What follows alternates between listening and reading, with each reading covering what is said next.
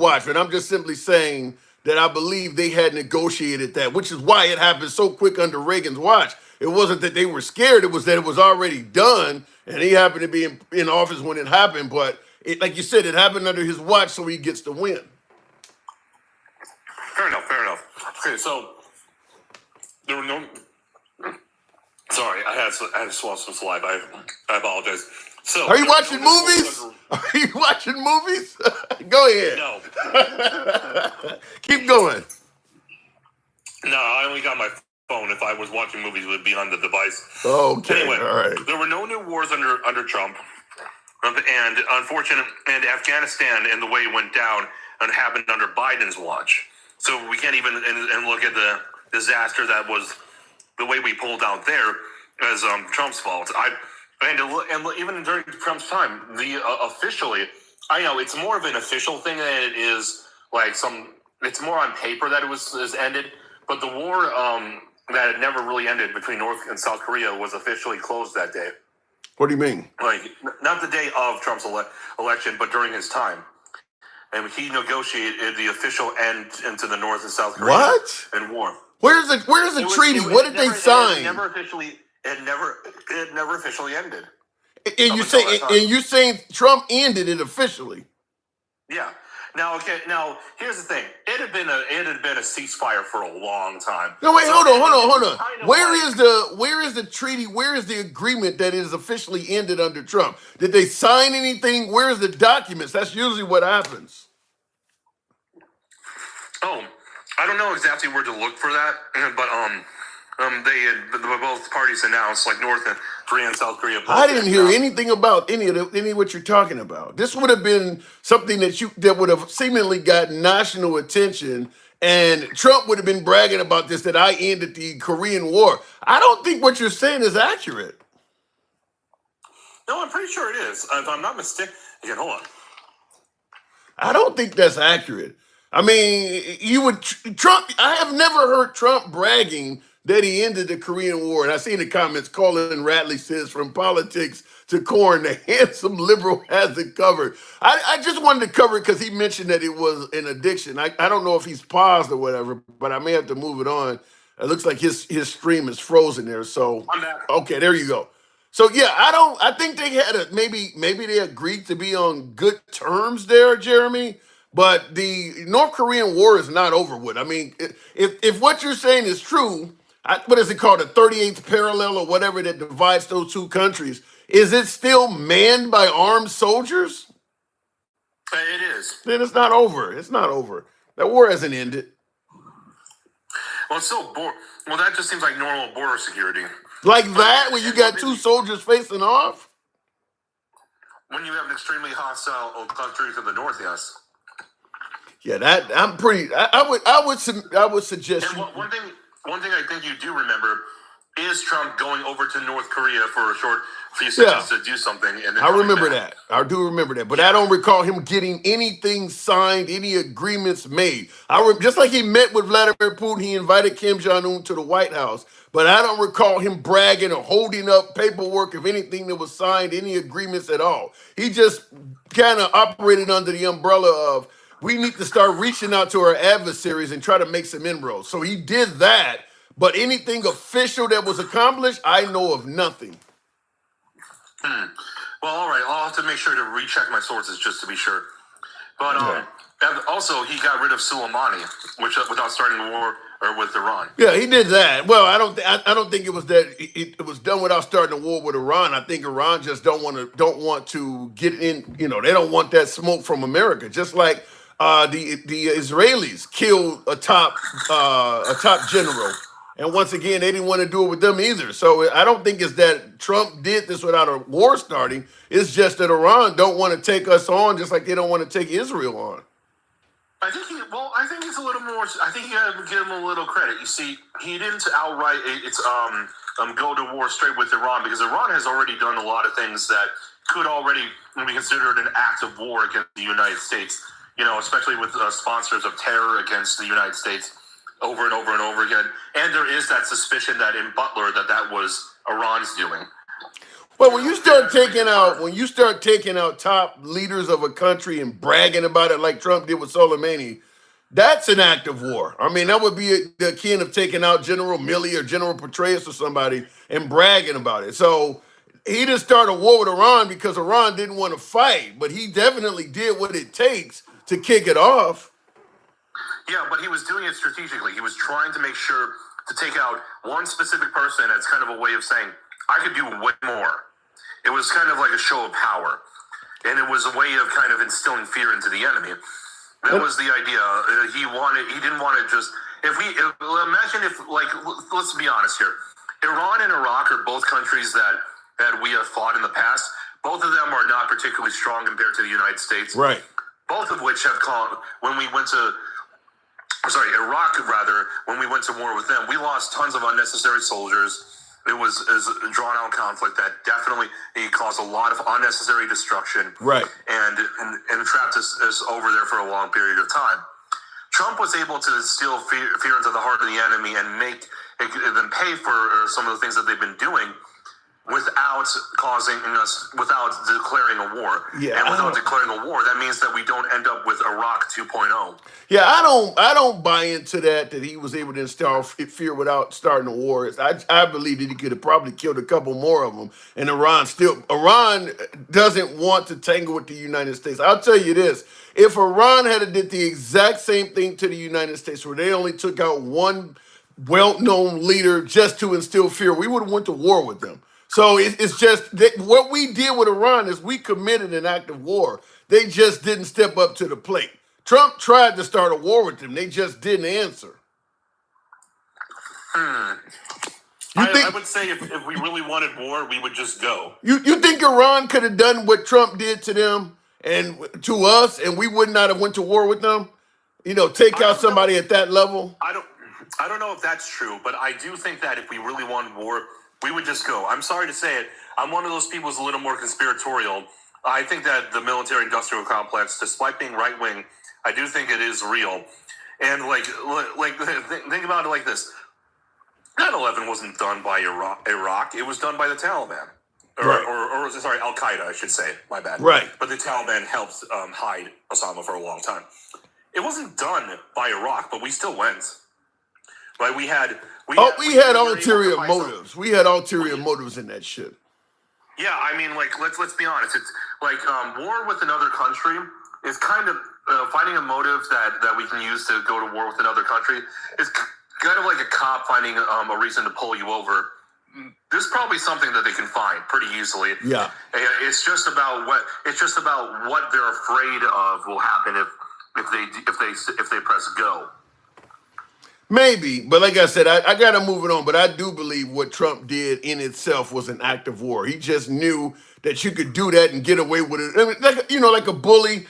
People say they know who the hell they can fuck with as opposed to somebody else. Somebody else may be like, I bet you wouldn't do that to me. China, Xi Jinping, or maybe Vladimir Putin may have said the same thing when Trump killed Soleimani. He wouldn't do that to me. But we know who we can pick on and get away with versus other countries. That's all I'm saying is that to me, what Trump did justified an act of war. He just picked the right country that was not going to take it that far because they don't have a chance of going up against the United States. I got to move on though, Jeremy.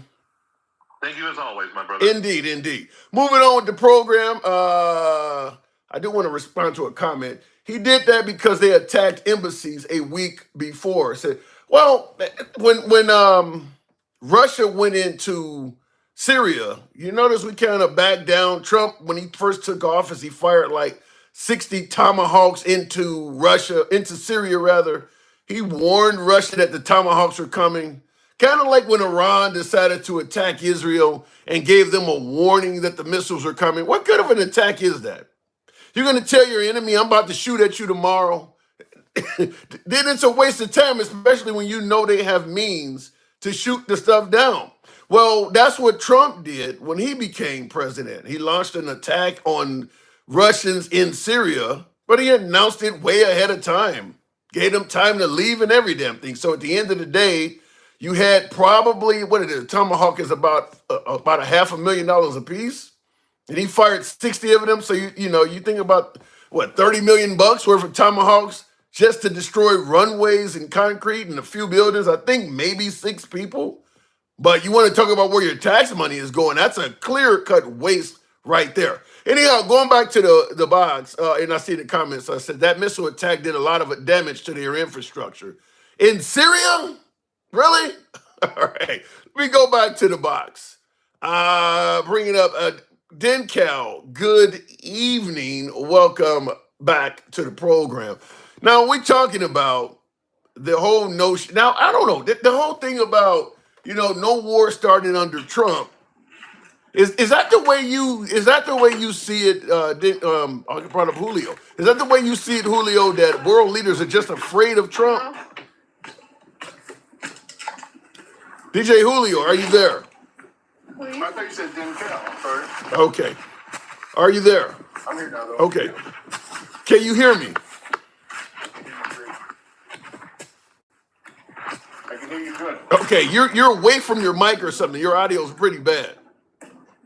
Is it better if I talk louder? Somewhat. Sound like you're talking across the room or something. Well, maybe I'll jump back on. Yeah, because I'm getting more background noise. All right, yeah, just come back. I'll move it on.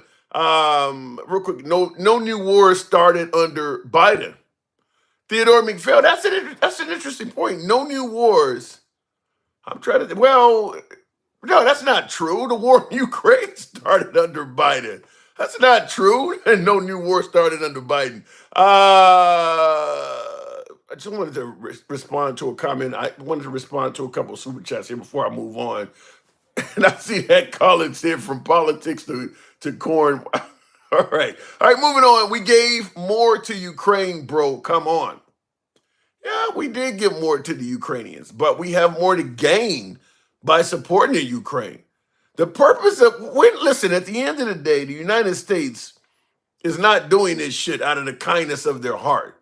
There's a reason why we're helping out the Ukraine and sending them tons of expensive weaponry. And folks need to get off the notion that we're just sending them cash. We're not sending the Ukrainians buckets of cash. So when they tell you we send the Ukrainians this amount of billions of dollars, they're not getting cash. They don't need cash in the middle of a war. They need equipment. By the way, tap the screen, get the likes up to about 20,000. Let's see if we can make that happen on TikTok. The reason we're helping out the Ukrainians is twofold. One, our allies in the region are frightened that Russia's trying to reestablish the Soviet Union. So a lot of our allies are like, please continue doing this, because if he takes over the Ukraine, we may be next and you're dragged into it anyway under, what is it, Article 25 or whatever. So why not stop them here as opposed to letting them expand into the Ukraine, and now they're closer to us all. That's number one. Number two is the huge amount of benefits the United States gets if they can prevent Russia from taking over the Ukraine, and we end up with Ukraine as an ally. Now we have basically a country that's across the street, literally borders Russia, that we have access to. Surveillance, intelligence, you can do all sorts of air missions. You can do a ton of shit without ever violating Russia's airspace and see everything that's going on in the country. Obviously, when you're talking about radio waves and things like that, you're so close, you can pick up Russian TV, all of that, Russian radio, all of that would be accessible to the United States. It would literally be the perfect spy mission because we're so close. That would literally be like Russia setting up a base in Toronto or Tijuana. Be incredibly valuable. Can you imagine a Russian base in Tijuana with all of the Navy equipment down in San Diego? They're like they're walking distance from it. So it will be incredibly valuable. That's what would happen if we set up a base and equipment in the Ukraine. So we're doing it, but we're not doing it for the Ukrainians. We're doing it for us. They just happen to benefit out of it as well. Let me go back to the box. Huge benefits for the United States if we can help the Ukrainians keep Russia out and become an ally. Huge benefits. Dencal, welcome back to the program. Assuming Dencal, am I right about that? That we're likely doing that to help ourselves out with the Ukraine? Oh, most definitely. Most definitely. Yeah. We got Russia, one of our foremost foes in the world, borrowing troops from North Korea. Yeah. On the I ropes. mean, On the ropes. yeah, right. And I'm pissed off that Biden waited this long to start giving the types of weapons that they need to achieve their goal of pushing Russia out of the country. He waited too freaking late. Yeah. Well, probably because if he had done it not knowing if Kamala Harris was going to become president or not, it wouldn't have been it wouldn't have been best for the Kamala Harris presidency. At the end of the day, it does appear as if he might be leaving Trump a mess, kind of giving him giving him the middle finger about in this shit in 24 hours, my ass. Let's see you do it now. So that's probably what it is. Well, you know that would be apropos for somebody who did all of that stuff to Biden before he walked out of office. Are you saying he never gave? Are you saying he never gave Biden a chance from day one? He set him up for failure from day one. He made them deals for the oil. He made them deals to try to hurry up and get out of Afghanistan before he left, so he could get credit for it. He made a bunch of deals, and even the general said a lot of that stuff he tried to get them to do, they talked him down or just didn't do it because they knew all he was going to do was leave a big mess for the next administration. Wow. So then you can expect that if Trump takes office and doesn't end the war within 24 hours, which I think the statistical probability of that's got to be somewhere near zero, that he's going to be blaming Biden for why he couldn't do it. He's going to be blaming a whole bunch of people. Biden's going to be one of the people, but Yeah. he's going to blame the world. He's not about to take responsibility for that promise that Why would he blame the world? The world ain't got shit to do with this. Hey, he's the man that pointing the finger, bro. He that index finger is sharp. Oh my! Now you said Trump is known for playing the blame game. Oh yeah, for sure. He's gonna make up some benign reason, and all of his people are gonna fall in line. Oh yeah, that's what he meant. Because right now they all making excuses like they letting you walk them through what a lie is, and they say, okay, that's a lie, and then you say, okay, so you saying that's a lie, right? And they say, well, no. I did see that happen a couple of times. Yeah, I did see that happen, and I'm like, wow, really? I mean, because there is no, in my opinion, I guess maybe some of my viewers different or disagree with me, but exaggerating and telling a liar is a synonym as far as I'm concerned. If you're saying something that is outrageous and it's an exaggeration, then you're lying about it. I mean, if I tell you I can run 2 miles in 5 minutes, my fat ass can't do that. I'm exaggerating, yeah, but I'm also lying to you. I mean, but then they say, well, as long as he tried and gave it his best effort, what the hell is that? Honey, I didn't lie to you. I tried to keep it in my pants. I really gave it my best effort. What the hell is that? It's either true or it's not.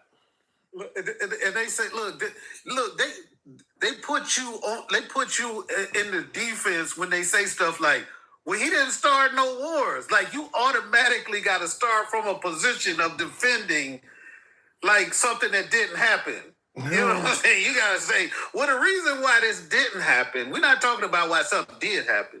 We also know that the Iranians shot them missiles and hit that base where it... Wow, that's a great one. Yeah, and they had major ear damage and shit like that, and Trump was trying to downplay. Yeah, that did happen. He said before that attack, he said, if they do anything, it's going to be hell and fury. That's what he said before that attack. That is true. That attack did happen. In order to play it down, he said, what are you talking about? They just had some headaches. No, they did. They had TBIs, which is traumatic brain injury. Some of the people had to get out of the military and go on disability. Like, those people were hurt for life. He did say that too, that they just had, you got a missile headache. I've never heard of getting, why's your head hurt? I had a missile. Like, what? He did say that. He did say they just had it. I forgot all about that. That wasn't. He said the same thing about them people that was in Cuba when they thought that they used some type of weapon to hurt those people's like ears and eardrums. I don't know if you remember that. They was like in the embassy. Yeah, it was some high-ranking people. They used some kind of sonic weapon against them. Yeah, I heard about that. He said they had some headaches too. You know, he said. So in other words, there were some incursions under Trump. He just didn't want to admit what they were. Of course they were. And they talking about he dropped those, however many tomahawks he dropped on that airport. Bro, you don't drop 30 tomahawks on an airport and they back up 2 days later.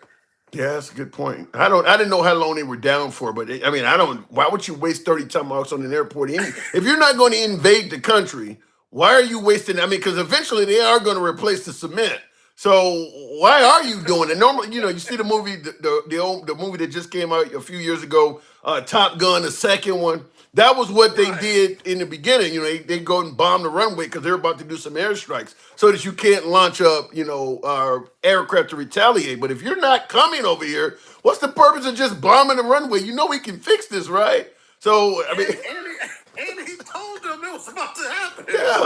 I don't get that. But I mean, yeah, he did bomb the runway with, $30 million worth of missiles to take out a runway. You kind of could have. I don't know, but that is that claim that no new wars happened under him.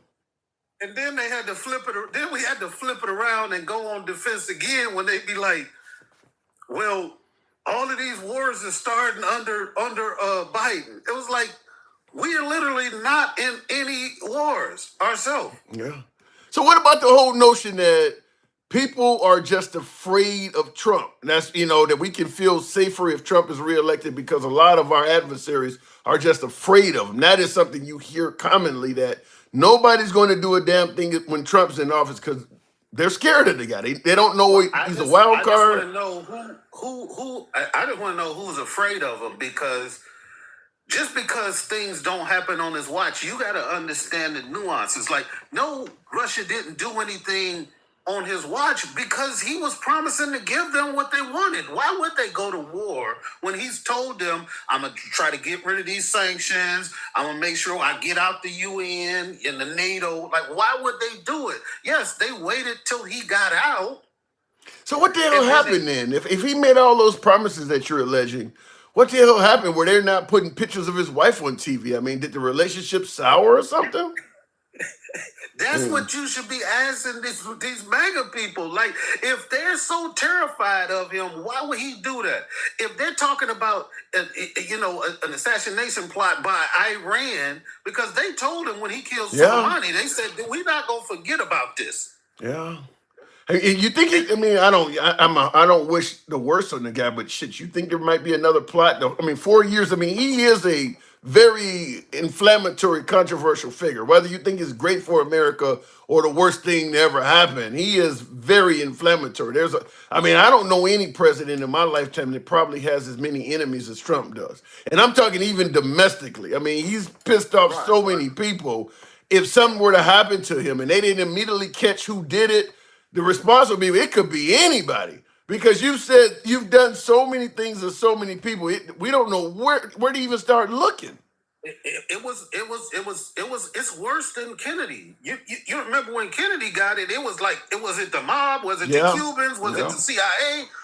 But we can add the deep state into this mix. We can add the Department of Justice. Hell, even Dr. Fauci may have been at the range. We don't know. It could be anybody. Shit. And so he's disturbed the apple cart.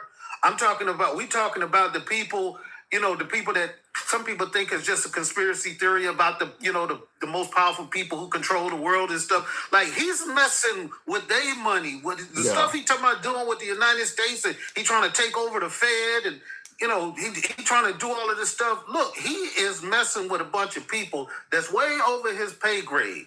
Wow. And I know he's feeling himself. He's feeling himself right now. He got the richest man in the world in the room with him, but he don't understand the richest man in the world is not trying to come second fiddle to him. He is using him to achieve a goal. I've heard that. I'm not for sure that you try to tell me that Elon Musk is using Trump. Listen, he's already gotten a beef with Trump's one of his main lawyers. What's his name? Bernstein, or I forgot his name. But there's already friction in the White House because these people are like, we've been standing by your side for 10 years. This guy comes, and now he's got your ear more than any of us. They are not happy in the White House. Well, They're you not. can't make the point of America needed a businessman, and then a businessman like Elon comes along, and suddenly you don't want to listen. I mean, there is no more successful businessman than that. Say what you want about Elon, but damn it, he is a businessman, a real one. So I mean, I don't think he has any bankruptcies in his past. So He walked in the door. He walked in the door, and he instantly got this man to flip from "I don't like EVs. We not gonna do that" to "Oh, maybe EVs are kind of cool." yeah. And now he's gonna tariff every other country to make sure no other EVs come in here.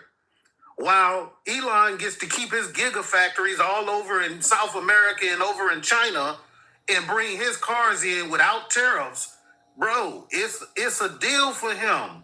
Yeah, and I see in the comments, Salty Miner says, "I don't think Trump is a businessman."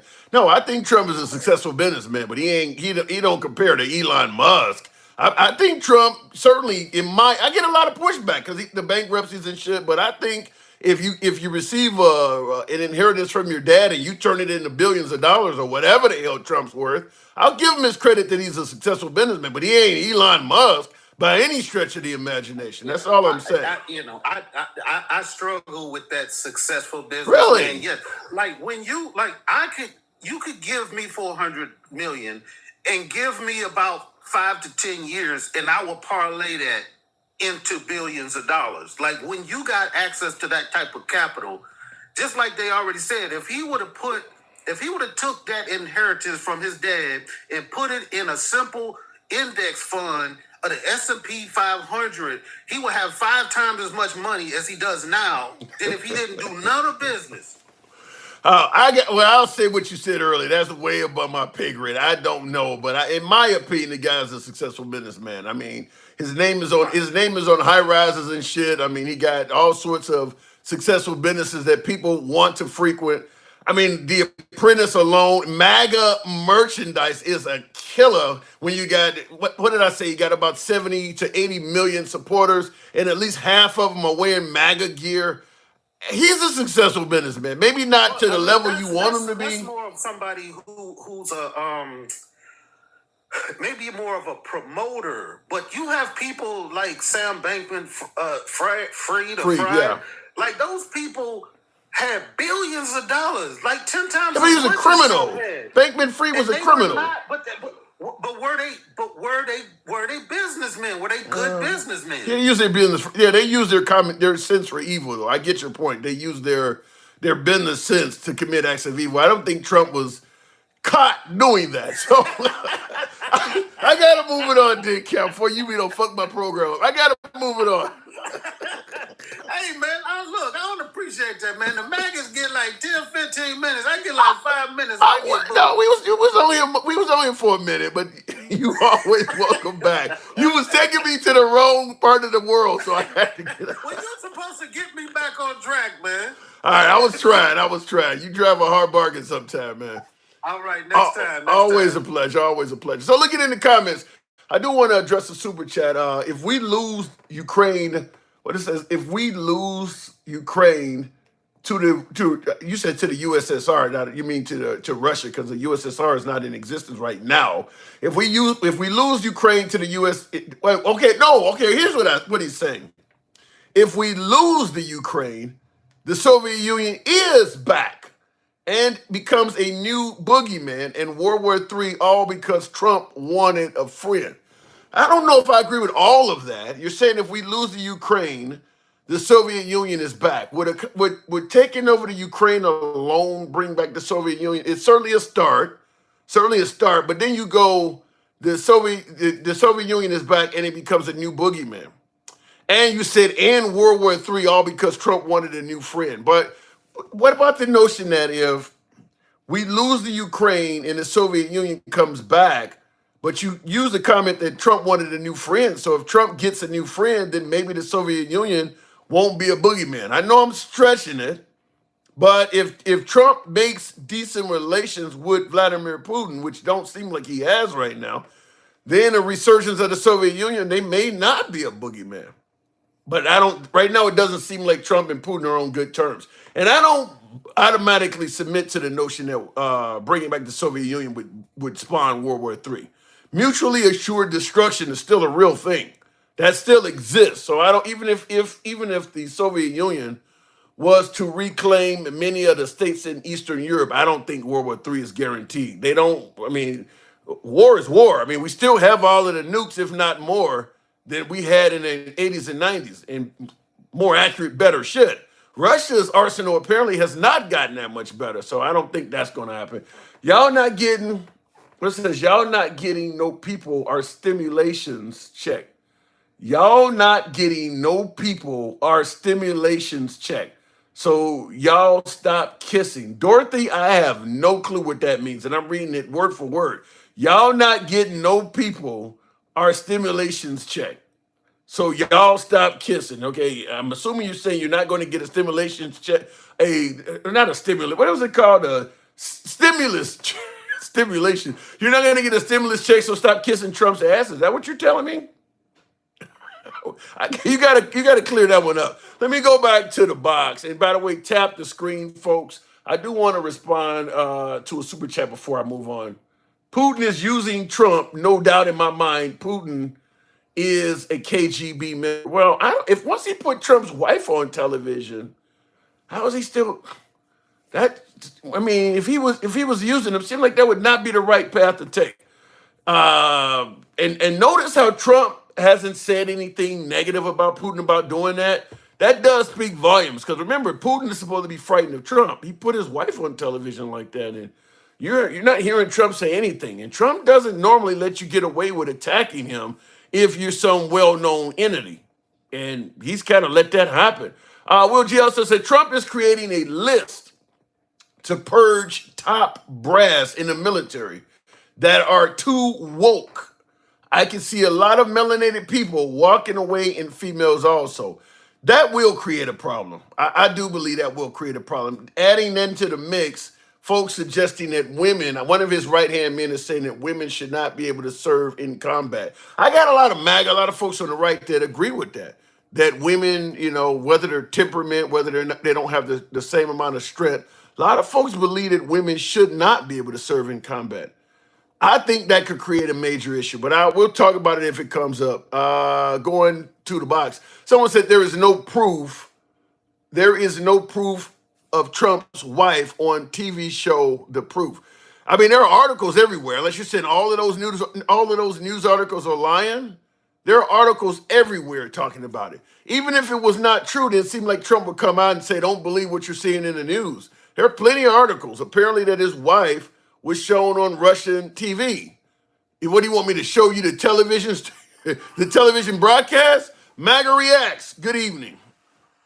Hey, what's up, then? How are you? You know how it is. So now the whole notion that Trump's wife was shown on state TV, do you believe that's not true? I don't know. Like, it hasn't been shown on, like, Fox News or anything major. So either, like, maybe Biden didn't do it himself, somebody else did. I don't know. Does Trump, but I really have you no say, idea. yeah, when you say it's not shown on Fox News, does Fox News ever show anything negative in regards to Trump? I mean, how would this be negative? This is like... His wife naked is not negative? CNN isn't talking about it. MSNBC isn't talking about it.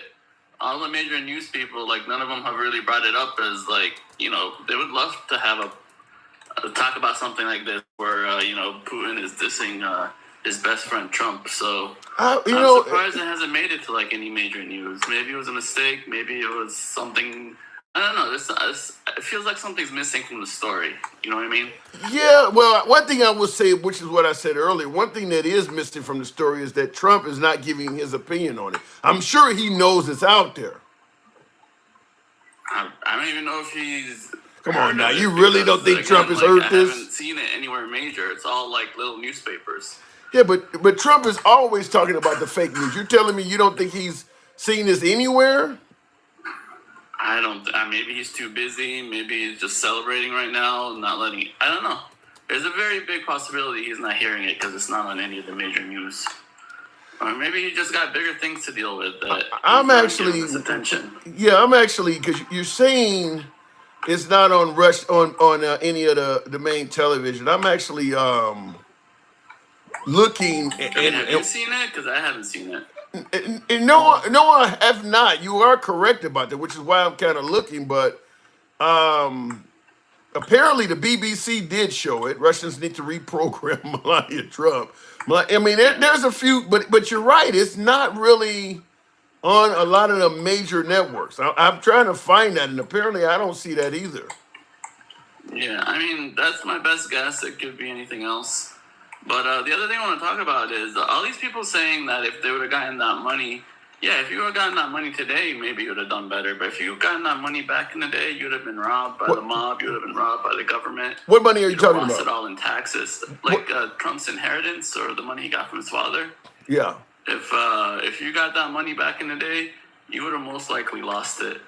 And then the other thing they say. Why do you say that? Wait. Why you're saying that if somebody's father had left him $400 million or whatever back in the day, they would have lost it? Why are you saying that? Because back then, there was a lot of easy ways to get robbed and lose your money. Even today, it's very hard to keep money like that. A lot of people who just are given money, they tend to lose it.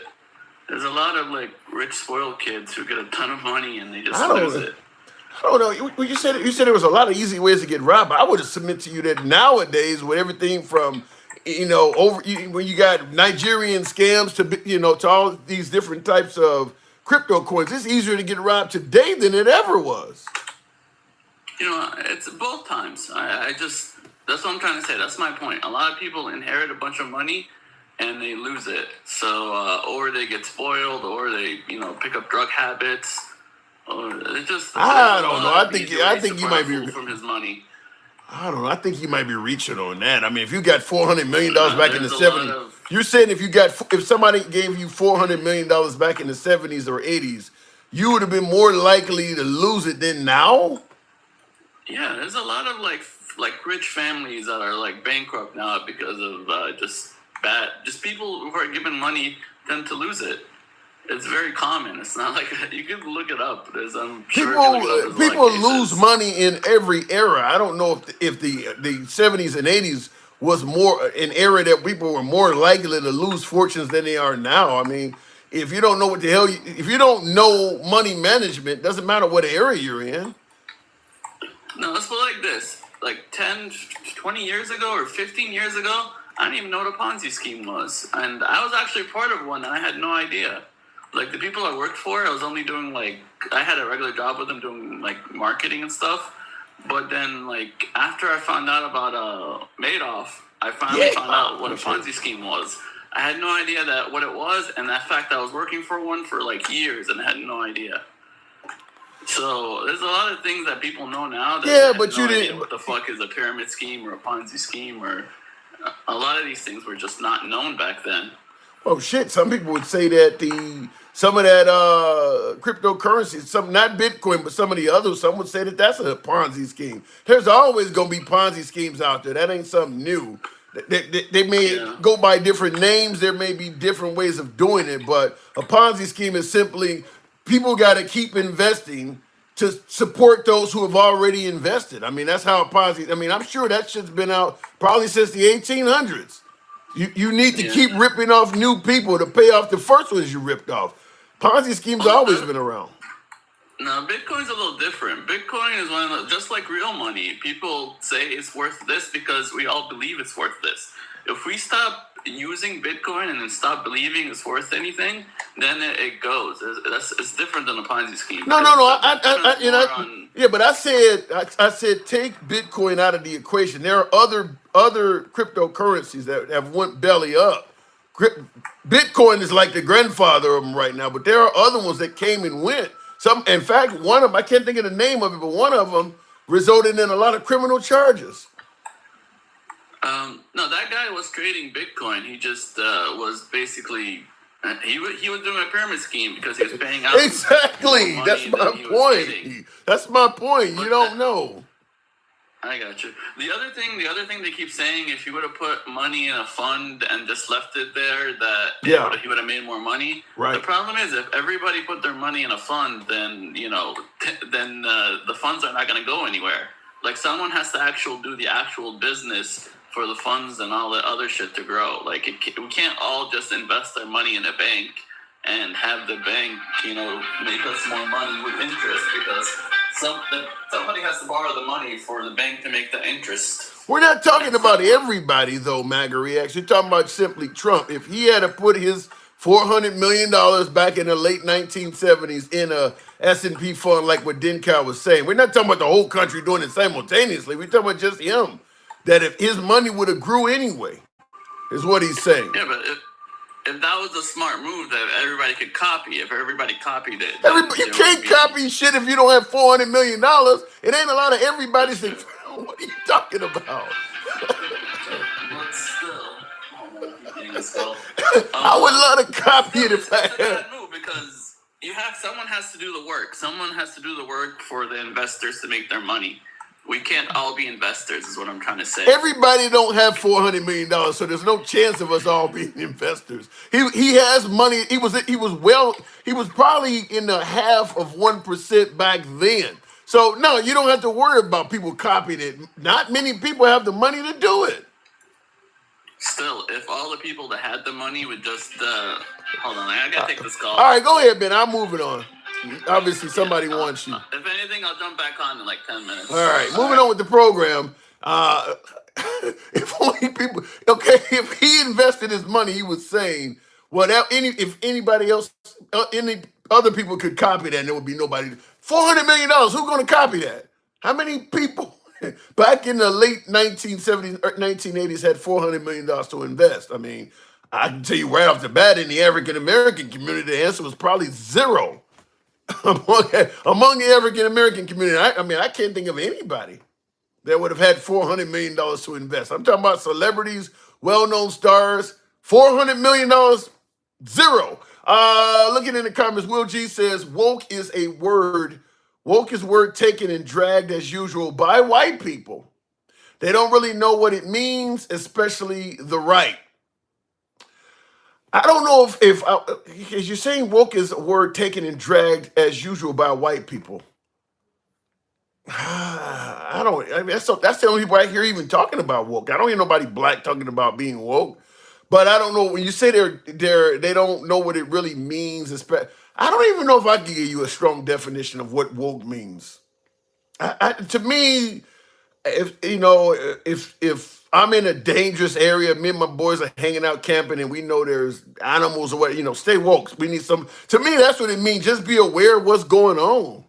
I mean, I don't quite know fully what woke means. I do agree with you that there are folks that have demonized the word woke. Theodore McPhail says it just means anti-black at this point. You think woke means I don't buy that. Woke is people who consider themselves woke tend to be favorable to minorities. Anti-woke might mean anti-black, but I don't know if woke would be that way.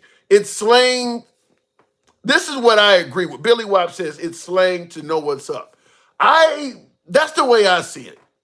That being woke means that perhaps that history in this country has not been taught properly, or you might know that when folks say,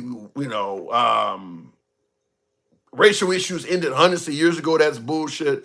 I think, to me, that's what woke means to me, is that you kind of know where you stand in society, maybe, or that maybe society is being disingenuous about some things like that. I'm woke to the game. I get what you're doing. I'm not sitting here sleeping. I'm awake to what you're doing.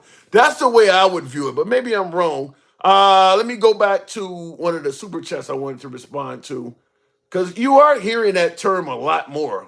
Woke associated with ideas that involve identity and race. And this is, I guess, somebody looked up the definition. Will Sims says woke associated with ideas that involve identity and race, and which are promoted by progressives. They definitely is promoted by progressives. That is true. Such as the notion of white privilege or slavery reparations for African Americans. I've never heard of reparations being tied into being woke. Woke is exactly what you just described, says Will. And that's the way I viewed it. Is that I'm woke to the games you're trying to run over me. I'll leave it at that. That's what my opinion is.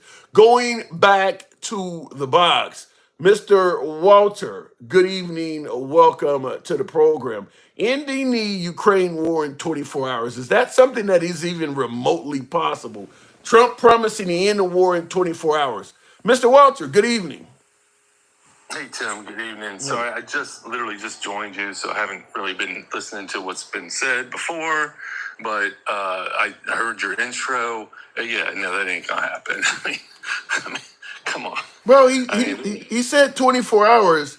Now, you're saying it's not going to happen. Are you saying that he just lied about this? Yeah, he did.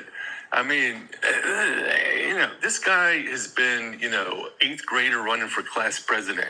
We're gonna have ice cream, on lunch.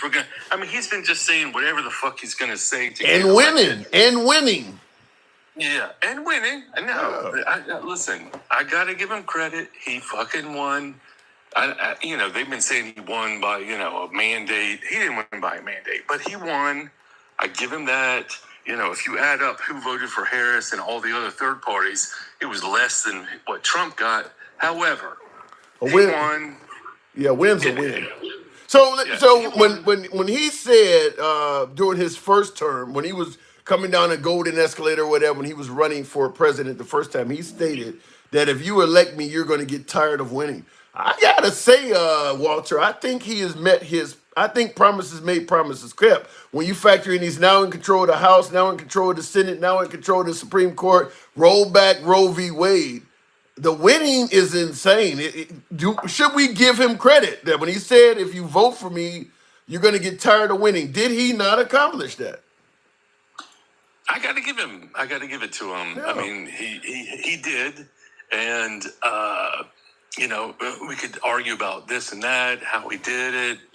But he did it. Yeah. And I got to give him credit. I can't dispute it. However, I will say that in my heart, I would say 60 to 70% of the people who voted for him are going to regret that vote in the next 2 years. Who would that? Give me. When you say 60, that's a large portion of the country. Give me some examples of who might regret this. So the hardcore MAGA people who voted for him, they want what he's been promising, right, as far as, mass deportation. That's 30% of the country. That's 30% right there of the voting populace.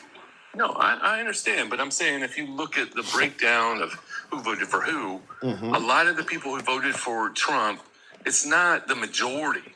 I would say 30, 40, maybe percent of the people who voted for Trump are MAGA folk, right? The rest of them were middle of the road, and then, right-leaning people, and then but 30% of the voting pop, if you take everybody in this country that shows up to vote, everybody, likely voters, Democrats, independents, right, left, 30% of that entire group is probably MAGA. That's a large portion of people. Yeah, I don't disagree. However, my point is that I think a lot of those people are going to regret their vote. Why? I mean, look, okay, I will say this, that the largest trending search, I don't know if you know this, but how to change your vote? Yeah, how to change your vote. I mean, this is not just out of the blue, Anyway, look, I'm saying that I don't think these people are very smart. I've talked about this, not trying to be disrespectful, but these are not necessarily, the smartest people, and, they don't know what tariffs are. They don't know how this is going to affect them. They don't understand what's going to happen to them. And if you look at every economist, the impact is going to be a minimum of like $1,300 more per family that's going to have to pay if these tariffs at the minimum tariffs that he's talked about, and at the maximum tariffs, we're looking at like $8,000 more per family per year. Well, it's interesting you would say that, because it ain't like, if Trump gets in, a lot of the folks, like what you talking about tariffs, or some folks talking about deportations or whatever the hell they want to talk about. One thing you got to give Trump credit for, even if he does the worst things that people are, the fear mongers, the worst things people are saying, you got to give Trump credit for is it ain't like he didn't tell you what he was going to do. I mean, he made it clear that if I win, The only Yeah. thing I can think of that he may do that he didn't promise, two things that could happen. One, maybe a national abortion ban, and number two being Project 2025. Those are two things he adamantly denied. But other than that, it ain't like he didn't tell you what he was going to do. Yeah. Yeah, yeah. No, I agree. Well, all I'm saying is that I think a vast majority of the people who voted for Trump are going to regret voting for Trump. And I will be happy in a year's time, 2 years' time, to come on your show and talk to DJ Julio and all of these people who think that this shit he's going to be, their savior. And we'll just see. DJ Julio is DJ I will Julio. my hat if I'm wrong. Yeah, but DJ Julio's MAGA. You've already made it clear that MAGA's okay with what he's promising. And I gotta tell you something, Walter. When you talked about these people not being educated, you hit a nerve with a hell of a lot of my viewers on the YouTube side. I mean, they're saying, like Dustin J said, that's what's wrong with the left. You think people are stupid. And I got Salty Garner in there saying, this dude called me dumb, Right. the fails in basic math. So what folks are saying is that the Democrats need to stop disrespecting folks for having a difference of opinion. Okay, well, there's a point there, and I shouldn't be such a dick. I Okay. have good friends. I'm fucking born and bred in Virginia. I have very close friends, long-standing friends who are MAGA, and we can get along. We just don't talk politics. However, I do think that if you look at the reality, I don't know how else to put it, of what these people say. I love the and uneducated, do, is what you're saying. what they say and do versus the alternate. I don't know how else to say it. That there's a difference in reality. I don't know how else to say it. I mean, I can push back on it. You're saying there's a difference in reality. How about the notion that one party can't even describe what a woman is? Does that make the Democrats more educated? I mean, they were literally asked to describe what a woman is under congressional testimony and couldn't do that. I mean, when they were appointing the Supreme Court justice, couldn't even describe what a woman is. That's the left. Tim, that's a red herring. I mean, the thing is that person was trying to get. I'll put it in these terms. Do you remember when they asked about settled law and Roe v. Wade? Yeah. And all of those. And they lied. Okay. And they lied. How is that different? How is that different? They lied under oath about what they thought about that, ruling and settled law. All of those people lied under oath about it. And then when it came up for a vote, what did they do? They voted exactly opposite. So what you're of saying they is when she refused to say what a woman was, she was doing exactly what they did when they refused to admit that they planned on. Yes, because it's not a question. Look, I always refer to experts in this field. The AMDA has said that trans. I don't know what they call it, but when you're trans, it is an actual medical condition. And that's what basically this woman was saying. I remember, I think she was like from Princeton or something, but she was just basically quoting what the. No, you can't. No, listen, I get your point, and I'm not disagreeing with you, but I mean, they're laying a trap for you, and when they ask you to describe, It's a trap. That's what I'm saying. but you got it. You can't dodge the trap because it's pretty. I mean, she could have said it and apologized to the LGBT community later on or something like that. But her answer was terrible. This is the problem with politics in America. Okay, a person who is extremely learned, has degrees, they have all the qualifications. They have to play this bullshit because of how politics are in America. I would say the same thing is the case whenever you have any kind of confirmation hearings. They can't say what's actually on their mind because they won't fucking make it. But that's exactly why Trump did make it. It's because people like him because they feel he says what's on his fucking mind.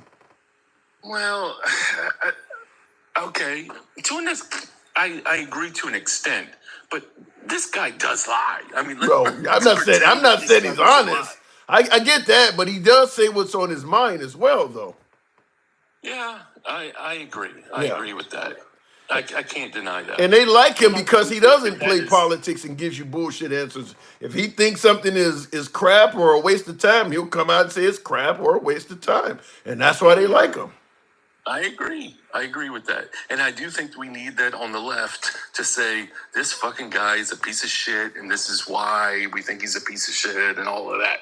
But they don't do it. They all, they come out with their fucking, African garb and they, I mean. Bernie Sanders was somewhat of a candidate that would have done that, but he's not considered left. I mean, just like most typical Republicans and typical Democrats would play political games like you're talking about, Trump is not a typical Republican. Bernie Sanders is not a typical Democrat. And I think Bernie Sanders would come out and attack corporations and businesses and say what he felt. Maybe not as brash as Trump, where you're throwing in all kinds of swear words and shit like that on stage, but Bernie Sanders was probably close.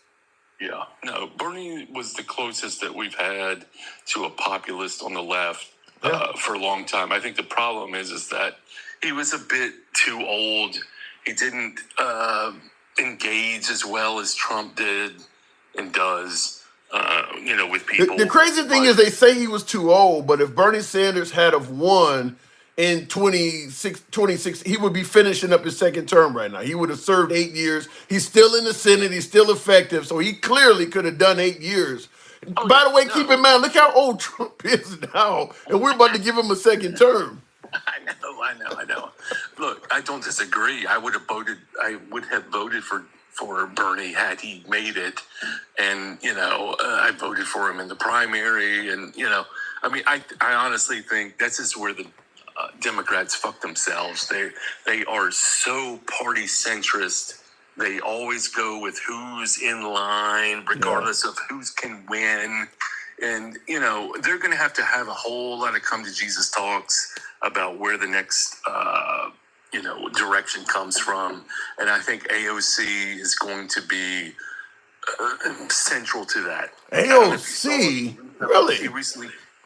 She came out recently, I think it was this week, talking about how, the Obama team, they should not be the people who are leading the next direction for the Democratic Party. And I don't disagree. All right, I don't know. To me, I think if Michelle Obama had a ran, she would have did a hell of a lot better than Kamala Harris. She would have, but I'm just saying, as far as let's move forward from where we got our ass kicked. It can't be. You didn't get your ass kicked because of the Obamas. I'll tell you that much. It's because Kamala Harris was a bad candidate. Obamas ain't got nothing to do with that. The fact is, if Obama had something to do with it, they should have gotten Bernie. They should have gotten Biden out of there a lot sooner than they did. So I don't know if I blame Obama for anything that happened this go round. All of the Obama ground team and back channel people were running Harris's campaign. It's the same group. That's what I'm saying. All right, fair enough. AOC, huh? You think she might be ready for the national stage, huh? I think, no, not her particularly, but I'm just saying she's calling for a change in leadership. And I think that's, apparent that needs to happen. They're going to either move more to the right or they're going to embrace the left. And this will determine what's going to happen.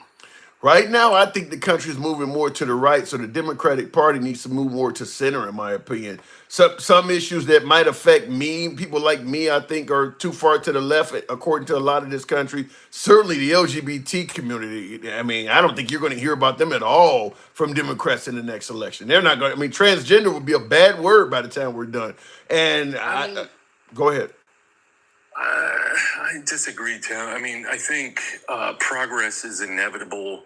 But how about this? Instead of running on defending the transgender community and addressing issues affecting that community, how about you just win the election and do it? Because it is unpopular for the folks that are in the middle or leaning right. That community is very unpopular. So if you plan on addressing that community, it would be almost like, let's say, Project 2025 or something like that. Don't talk about it until you get in there. How about that? I mean, because it's not popular. I don't disagree because it's not a thing that affects most of the people who are, voting. And I don't honestly think that what they ran on was centrally focused on marginalized communities, gay, LGBTQ. I think that they, were Yeah, but it allies was enough to more pin so. him to it. With Kamala Harris making commercials, better yet, them making commercials with Kamala Harris talking about transgender surgery for inmates and things like that, and then her simply saying she wouldn't do anything different from the Biden administration. Bad candidate in my opinion, but I gotta move it on. I'll give you the last. I got to push back on that. That was not her central focus in any of her messages. Yes, she responded to some of those accusations and so forth and tried to clarify the position. But I will just say this about it, okay? Yeah, we need a better message, and we need to talk about, supporting middle class, working class people, because the truth is that the Democrats have positions that are much more supportive of middle, lower class people, which is the majority of people. Oh. And they're just shitty at messaging, and we need a new direction in the party. All right. I can't disagree with that. We'll see what happens, Well, we only got about 1,400 more days before we know. Appreciate you coming through. All right, moving on with the program, and I wanted to address Gay Lynn Hemling. Appreciate the support. Friend of the program. Thank you, Gay Lynn. Appreciate that. Thank you. Real quick, I did also want to respond to a super chat. Trump made it clear, but it was MAGA's job to gaslight people to say, see nothing, hear nothing. I got to give a shout out to MAGA. They are really good at cleaning up some of the things that might be controversial that comes from Trump. Trump will say something controversial, and he won't follow it up with an apology or an explanation or a damn thing. MAGA has his back. I mean, that's shout out to the guy. I don't know how he pulled that off, but I mean, no matter what he says, whether it's 100% honest or 100% dishonest, he doesn't have to follow up with an explanation or anything. Mr. Walter, yeah, appreciate the hat and mustache. Thank you. Good conversation. I'll go back to the box. Ed G says it appears Democrats regretted voting for Biden since they've owned the popular voters and they either abstained from voting or voted for Trump. I don't agree with that, Ed. I don't think the Democrats regret voting for Biden. He won. So I don't think they regret voting for Biden. They regret trusting Biden would step down after one term. I think they're a little bit upset about that. Lewis, appreciate that call. Thank you. By definition, a woman is a female human being, nothing about what's in your pants. The right would go nowhere with the debate.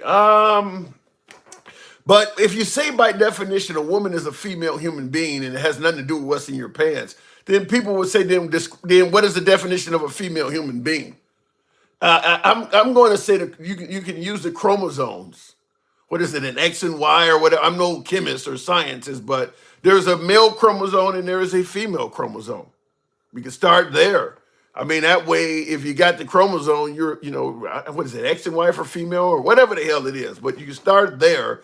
But I do believe being born with a vagina is kind of a characteristic of being a female. I don't know too many dudes that was born with a vagina. So I think that you say it doesn't have anything to do with what's in your pants. I don't know if I totally agree with that. There's been hermaphrodites and some oddities out there, but generally, if you're born with a male instrument or a female opening, for lack of a better term, I think that's a good description. It would have passed the Republican muster, I'll tell you that much. If she had got up on stage and said that would have at least took the heat off the back of the liberals. Ed G says no Republican resorted to bomb threats in typical deregistering and purging of voters, particularly in all the battlegrounds. Oh, Will, you said that. That is true. That is true that the Republicans were accused of bomb threats and the deregister. I've said this before in the program. I'll go back to the box. I'm going to ask that you tap the screen, get the likes up to about 35,000. If we can make that happen on TikTok, smash that like button on YouTube. We don't block, ban, or censor anyone, so understand that's how the program is ran. It's all about free speech here. You're going to hear comments you might favor, other comments you might think are full of shit, because we believe in free speech entirely. But I've said that before, that the right and left, their voting, the way they treat voters is exactly the opposite. Liberals tend to favor making it easier to vote. Mail-in voting, voting without ID, et cetera, et cetera. Now, clearly, making it easier to vote invites the possibility of fraud. If you don't have to have an ID, or if you're able to mail in votes, I mean, who knows if the person that mailed in the vote is the one that actually, wanted to cast a ballot, or a person might not be alive, or maybe inebriated and somebody voted in their place. So making it easier to vote does indeed invite the increased possibility of fraud.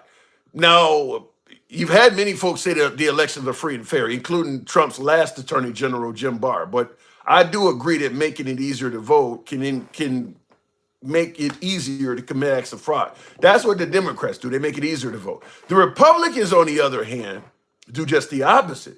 They make it harder to vote. Now, if you make it harder to vote, yeah, it's likely to be more difficult to commit acts of fraud.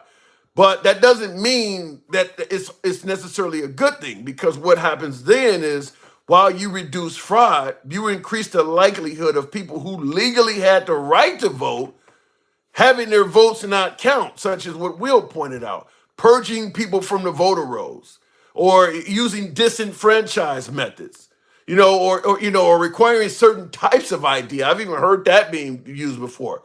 The right makes it harder to vote, where now you can't mail in votes. You got to come down and vote at a specific place between the specific hours, so that if your schedule doesn't permit, you don't get to vote, even though you had the legal right to do so. So the right is not necessarily targeting fraud. They tend to be targeting people that are legally able to vote, that they might feel, oh, their vote is not likely to be for us anyway. Such as I brought up before, and Buckeye, appreciate the fine jewelry there. Thank you, Buckeye 404. What I've said, during these last couple of elections, you had these long lines in TikTok. Appreciate it, Buckeye. They had these folks in line for hours and hours on it, mostly happening in Democratic cities that are located in Republican states. Think that's not by design? So both sides play their games when it comes to election, if you ask me. Let me go back to the box, though. Ending the war in 24 hours. That was one of the things we talked about. I did want to, before I go all the way back, Angie says there would be no debate. There would be no debate. That is the right's position, that there is no difference between gender and sex. Why would they argue against that? I don't get that response to him, Ed. There is no difference between gender and sex. No understanding of that. Let me go back to the box, if I can get my screen to act right. Continuing on with the one and only Lewis. Good evening, Lewis. Now, what am I getting wrong? Now, I mentioned about Trump said he could end that war in 24 hours. Do you think that is possible? No, absolutely not. I definitely remember earlier when you were on, you had a girl come on, and she was a lady, and she said that, remember Putin, Trump talked to Putin on the 6th, and kind of said that he wanted to give him, try to end the war. And then Putin pretty much laid down his law on what he thought about Trump on the 7th. And what you have to remember is that on that phone call to Zelensky and Putin, he talked to both of them on the 6th. Mm-hmm. Zelensky, of course, rejected him giving up any of his territory to Russia. He totally rejected it. Now, Putin rejected it also. Well, wait. What did Putin rejected? What? Not being able to acquire some of Ukraine? Not being able to take over Ukraine, period. Yeah. He don't want just what he has now. He wants more. Yeah. Well, obviously. And that's one of the things I said when Trump talked. And we can talk about ending the war in 24 hours, but I mean ending it even if it takes 2 months. My response has always been the same, that with Trump promising to focus on America first and get out of overseas conflicts, how did he expect to end that war? You're going to have to give them some serious shit to make that happen. We're talking about no longer giving anything to the Ukraine and obviously not giving anything to Russia. Why would they stop? Why would just you telling them y'all need to end this shit? Why would that be enough after both sides have I lost mean, thousands of if you soldiers? if you think for 1 second that Putin is going to pack his bags and go home now with his tail between his legs, you are crazy. Yeah. There's no way. There's no way he can go back to his country. He can stop that war and go back to his country, even just accepting what he has now as a trophy. What about threats? Mountain loving mama in the comments is saying that Trump could end that war by making threats. No, absolutely not. There's no threat that you can make. What threat can you make? I honestly think Putin has more on Trump than what Trump has on Putin. You know what I'm saying? So my thing is that. Well, wait a minute. You can't. I mean, Putin's a dictator. It doesn't matter what Trump got on him. It's going nowhere. I mean, you got half of the world calling Putin a war criminal. I mean, what could you possibly have on him? He doesn't care. You're absolutely right. Right. But Putin has actually even threatened Trump's unaliving Trump. You know what I'm saying? I have heard that. He threatened. He said if he doesn't meet his requirement, Trump owes Putin something. They're just not saying what that is. But he made a promise to Putin. I think it was when they had that little private meeting where nobody was in the room but his interpreter and Trump. So he owes him something. I'm not going to go too far into that because that's just speculation on both our parts if we do that. So we're not going to go there. That'd get the live shut down, number one. Yeah. But my thing is is that Putin is not going to back down. It's just not the dictator way. It's not the dictator way. The only way Putin is going to get right back is what Biden just did. Biden has got to make Putin feel the pain. Those long-range missiles are going to make his people feel it now, and they're going to turn against him. I don't know. I mean, they're already arresting people in the street for protesting left and right around Russia. So my thing is that when they start losing people, they already lost a lot of soldiers. They start losing civilians, it's going to really be a problem. well, I mean, but what is the chances that once Trump takes office in, I don't know, what is it, 2 months, that he's going to continue letting them fire long range rockets into Russia? That'll be. I mean, he's likely going You to. can't really stop them. Yeah, he can. They already have them. They have 300 long range missiles. They're not going to use up 300 between now and when Trump comes into office, and he can't go over there and take them back. You can't use up 300 missiles in 2 months. Well, they don't need to use up. They don't. Yeah, you don't want them. Not those ballistic missiles. You don't want to use up 300 ballistic missiles in no freaking 2 months. Hell no. I don't know. I mean, it depends on what Russia's doing to them in I retaliation. don't even think Russia can sustain that kind of damage. 300 missiles coming into Russia. Well, I mean, I mean, Russia is a huge country. I think they can sustain a hell of a lot more. I mean, it's not like they're firing nukes. Russia has a lot of land mass. Russia doesn't have a lot of cities. Yeah, but I would tell you this. I think that if Trump took office and they still had missiles left, and Trump told them, "Do not fire your remaining missiles. If you do, you will not have the backing of the United States." I think they would back down and they wouldn't fire them. I don't think so. Really? We don't have the back. Trump's not going to give them the backing anyway. We already know that. When Trump goes in, he's cutting off everything. They already know that. He made that clear to Zelensky. That's why that phone call didn't go so well. And that's why Biden stepped up and gave them what they needed right now, because he knows he won't be able to give it to them later. So he's giving it to them right now. It's just that simple. And they already have them. They just haven't been authorized to use them. So what do you think, based on what you're saying, what do you think is the outcome for the Ukrainians then? I mean, if Trump could... I think Ukrainian, that country's already demolished pretty much. So they're just fighting for the land right now. There's no infrastructure whatsoever that's left worth trying to save that. They're going to have to reconstruct that whole country pretty much. Yeah. Because it's like Gaza. It's similar to Gaza. And I agree with you, and that's what I was saying when Trump said he could end that war, whether it's in 24 hours or 2 months or whatever. And that was my whole point, is that there's no way you're going to run on a campaign of, I'm not sending money to the Ukraine, but I'm going to end that war. The Ukraine needs to be rebuilt. So why would they listen to you and back down? What do you want them to continue living in rubble? I mean, so yeah, at the end of the day, they have no reason to listen to Trump if he's asking to back down when you're offering them solidarity in rubble. They have no infrastructure, as you pointed out. No, I mean, they barely even have water treatment plants. So you're not going to give us any money, but you want us to stop? That doesn't make any No, no way. sense. No way. It's not going to stop. And like I said, Trump has, when you go into a negotiation, you have to be able to offer something. Yeah. I mean, those people have lost everything Yeah. other than their homeland. So there's nothing you can offer them that's not boom boom. You know what I mean? Other than money, other than offering to rebuild that country. Now, if Trump was to say, I don't know what he would have to offer Putin though too, because Putin's going to need something. I mean, I don't know how much of Russia's been destroyed, not nowhere near as much as the Ukraine, but they lost a lot of human beings, so they're going to want something.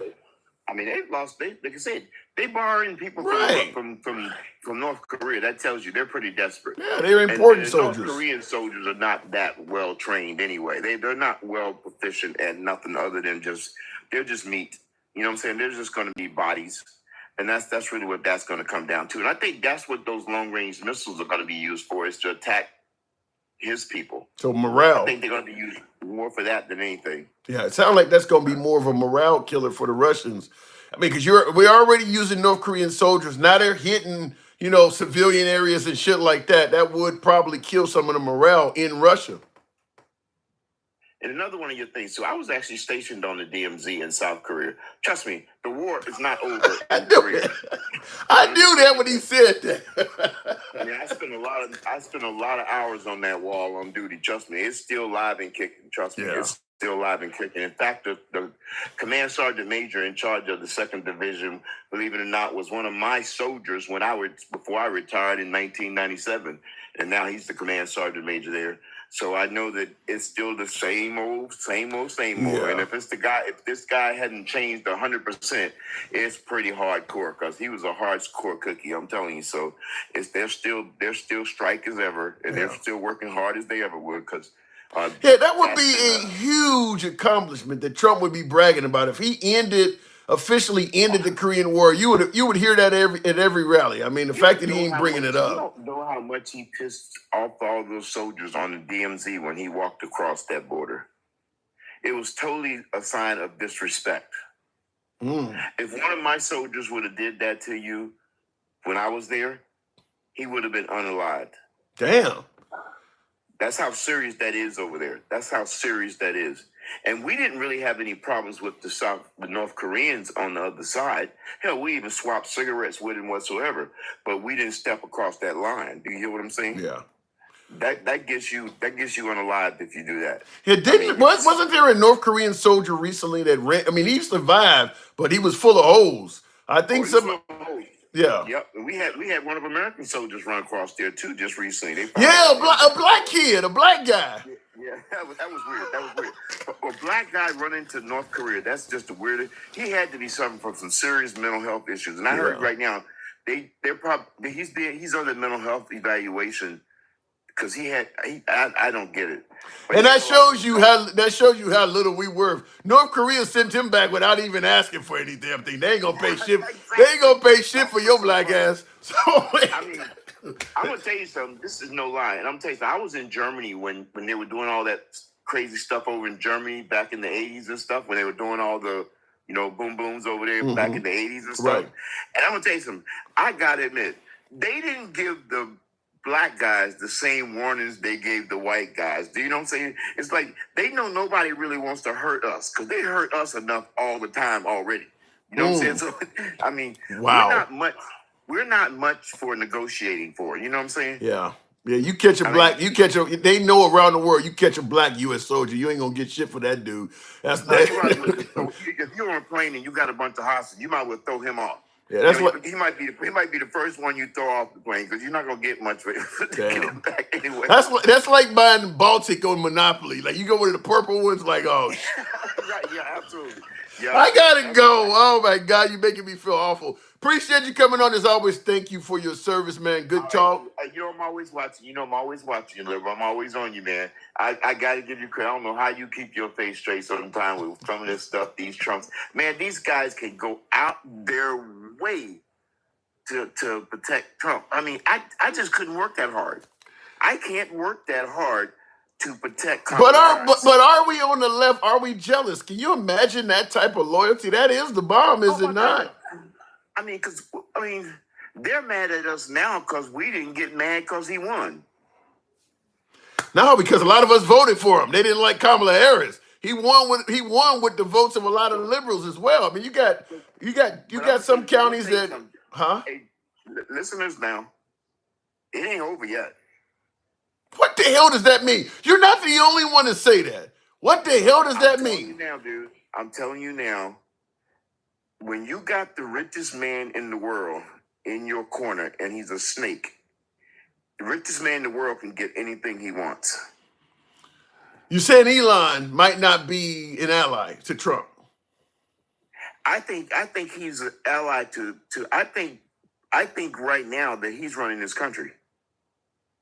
Elon Musk. He can't be president. No, he because can't. He wasn't born here. He's born in South Africa.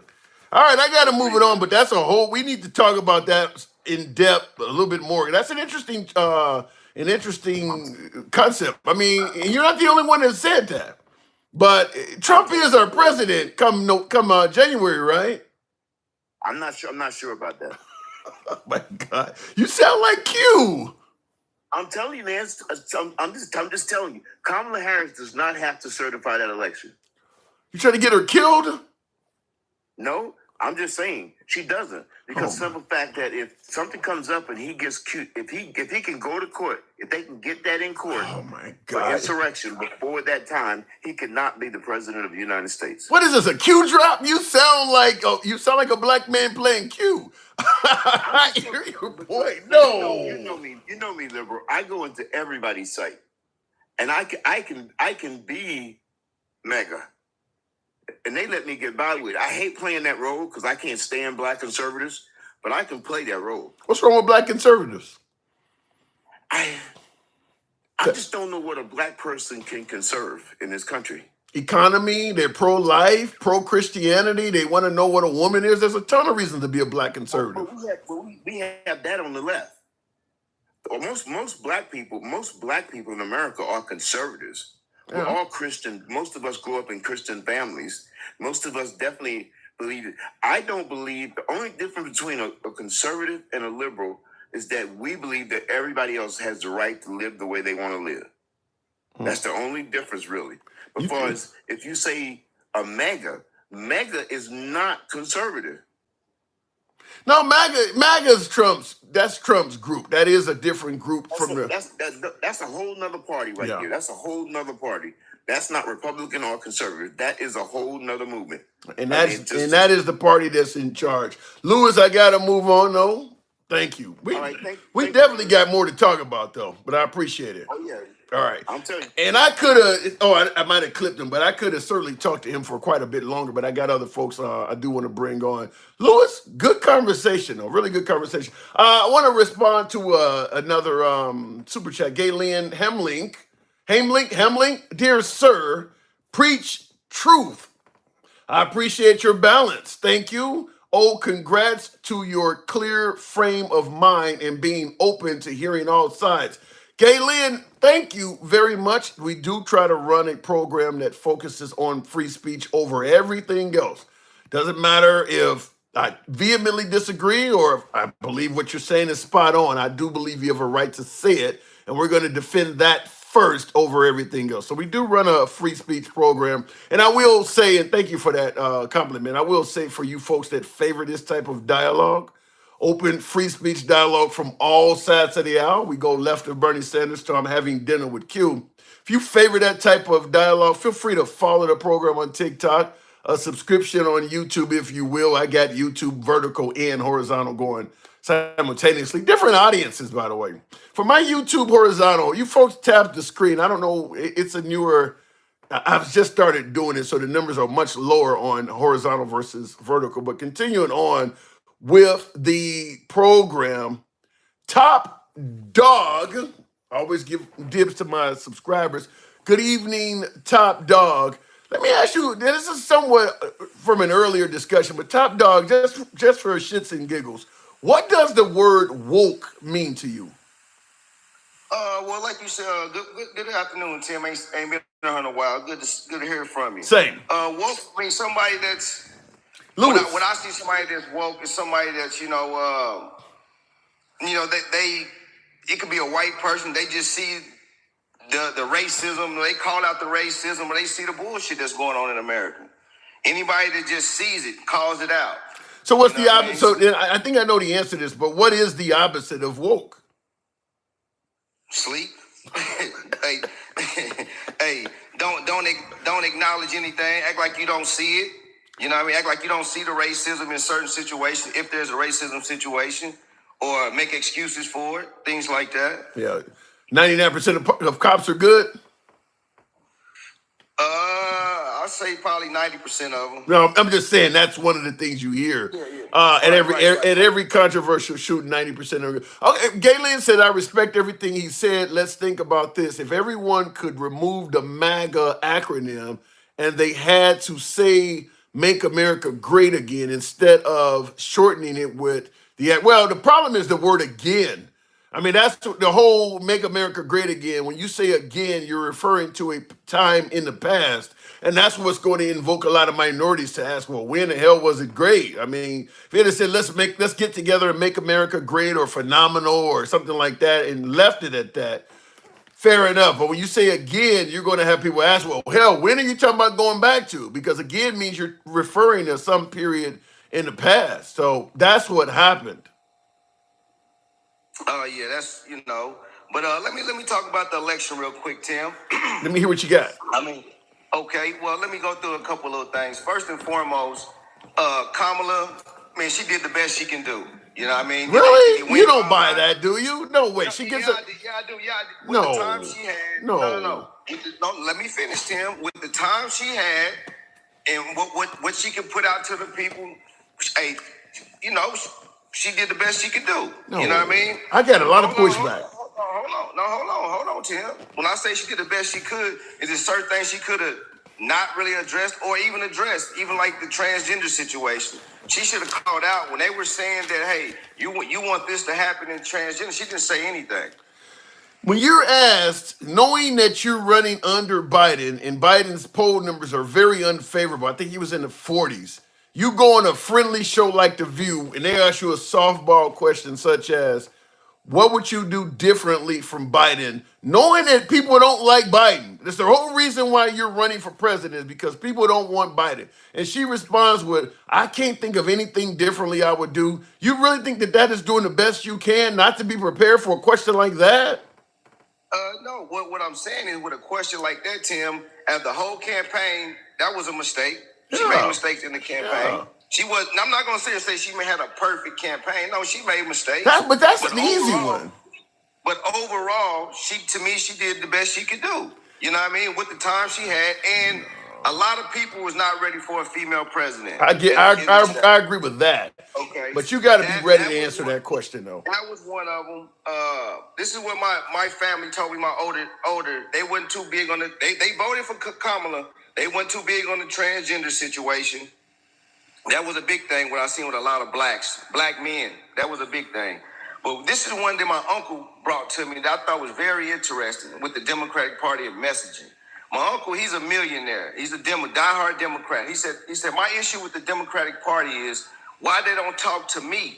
They always talk to the people that's not doing too good or trying to raise somebody up. What about the people that's in the Democratic Party that's doing okay? What about me? You don't talk to me.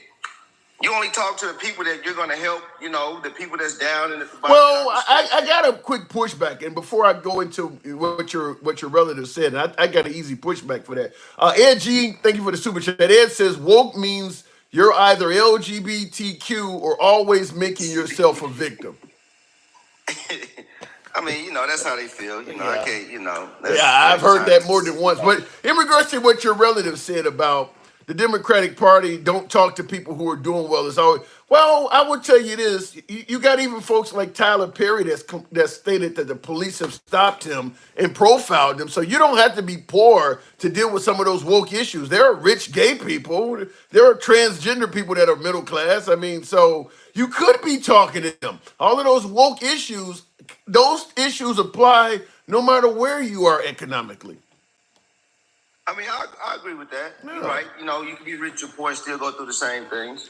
Yeah, But I'll tell you. Like for Democratic instance, Party, I'll tell you this. It doesn't matter. I say this. I say this on the program all the time. It doesn't matter if an African American is rich, dirt poor, a high school dropout, or a rocket scientist. All African Americans, all groups complain of police misconduct and all of that racism. I mean, they all do. Doesn't matter where you find them at. It ain't just happening to poor people. It ain't just coming from people in the city or people in rural areas. The whole community is saying this stuff is happening. If you put 200-300 African Americans together from anywhere in the United States and have a town hall, racism is gonna come up. I don't care where you pick. They could be out in Billings, Montana. They could be down in Miami, Florida. You put 100 of them together, racism is going to come up. So, and it doesn't matter what their financial standing is or any of that. well, like you said, the racism is going to come. That just what you just said, Tim. That just showed you where we at the state of America. Racism is still coming up in America.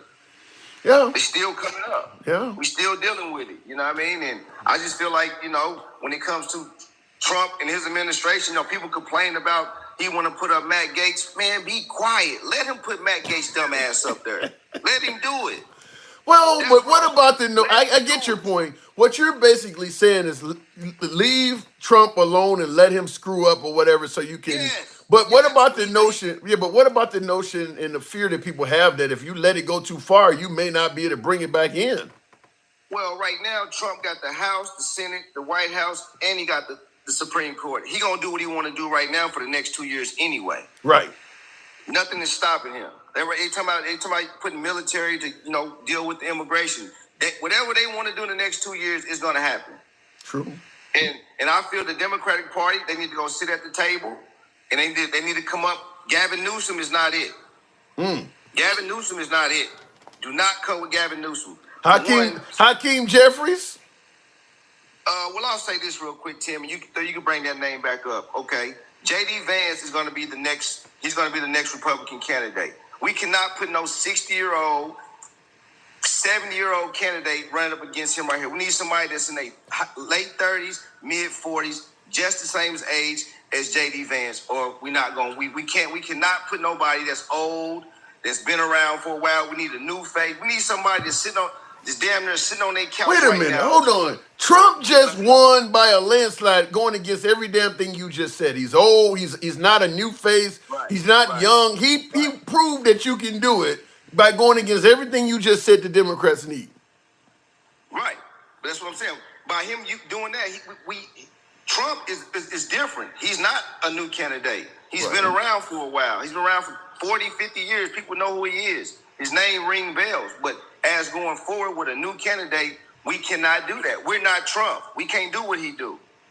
That is true. Now, see something. I see in the comments, Kareem has said Mark Cuban. You think he would get the respect of the Democrat? Now, how old is Mark Cuban? No, Tim. No. We need somebody that right now they're not even thinking about running for president right now. That's who we need. Yeah, we need a new face, somebody fresh, somebody that's serious, and they got to get serious about it. Because JD, go ahead. That has only worked, in my opinion, with the likes of maybe Obama. Most candidates we get for president on both sides of the aisle are well known. I mean, I don't know. I mean, you say Gavin Newsom of California ain't it. What about Gretchen Whitmer of Michigan? Still a woman. I don't think America ready for a woman. Yeah, we homophobes. I mean, we are not homophobes, but sexist. Right now, they're not ready. No, they're not ready. No women. woman. Ready. I'm ready, but the country's not ready. Damn. So no, I wouldn't chance there right now. If we want to win on the Democratic Party.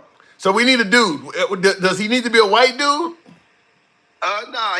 You know what? You know what's crazy, Tim? It could be a Hispanic. It could be I believe in the next 2 to 3 elections, it's going to be a high-profile Hispanic come up that's going to run for president. It's going to have a lot of Jews. That's what I believe. Hispanic, huh?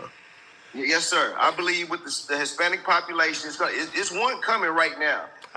We don't know who he is, and I believe he's going to be a valuable candidate one day. I gotta I say do. right now after this, I think the best chance lies with a white male for the Democrats. Maybe I'm wrong, but I think the best chance lies with another white male. Maybe later on we can start talking about some minorities or whatever, but after what just happened, you probably got to go back to it because some folks believe that Obama's the reason why you got Trump.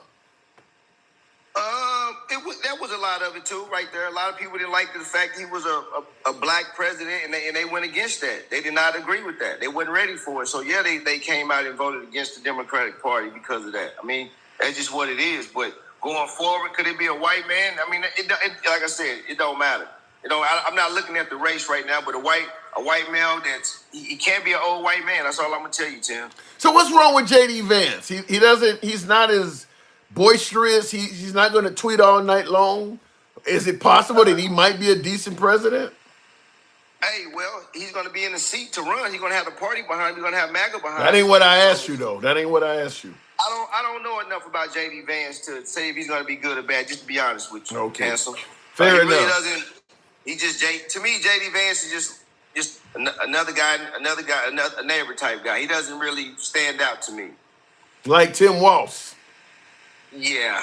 That is- Tim Walz, I'll be honest with you, I was never a fan of Tim Walz. That's what she picked. To me,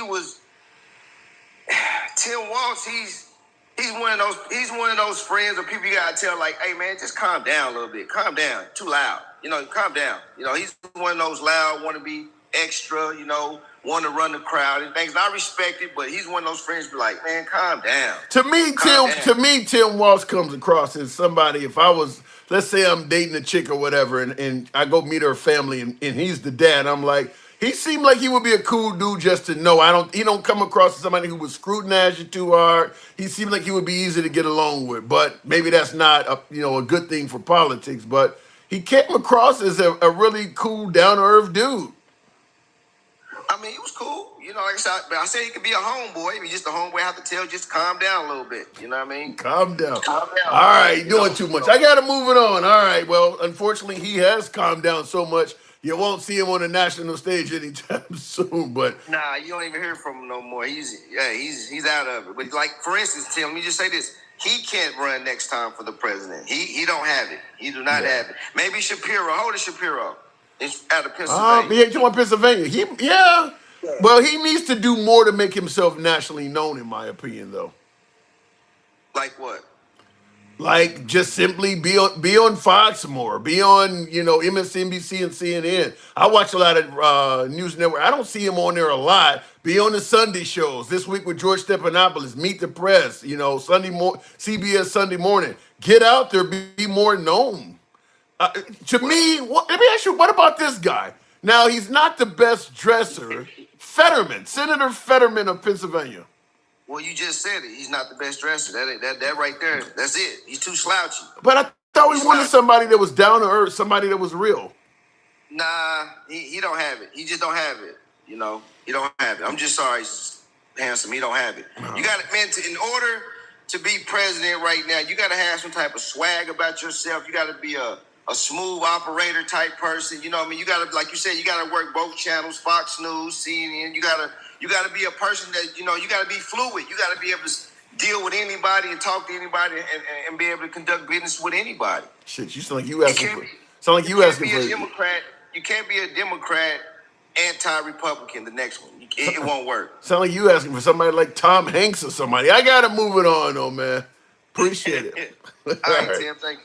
Anytime. Moving on with the program, and maybe what he is saying, he might be on it somewhere. Listen, at the end of the day, Trump is a celebrity, and there is no doubt him knowing how to work a crowd helped him win. I mean, he is really good at working the crowd.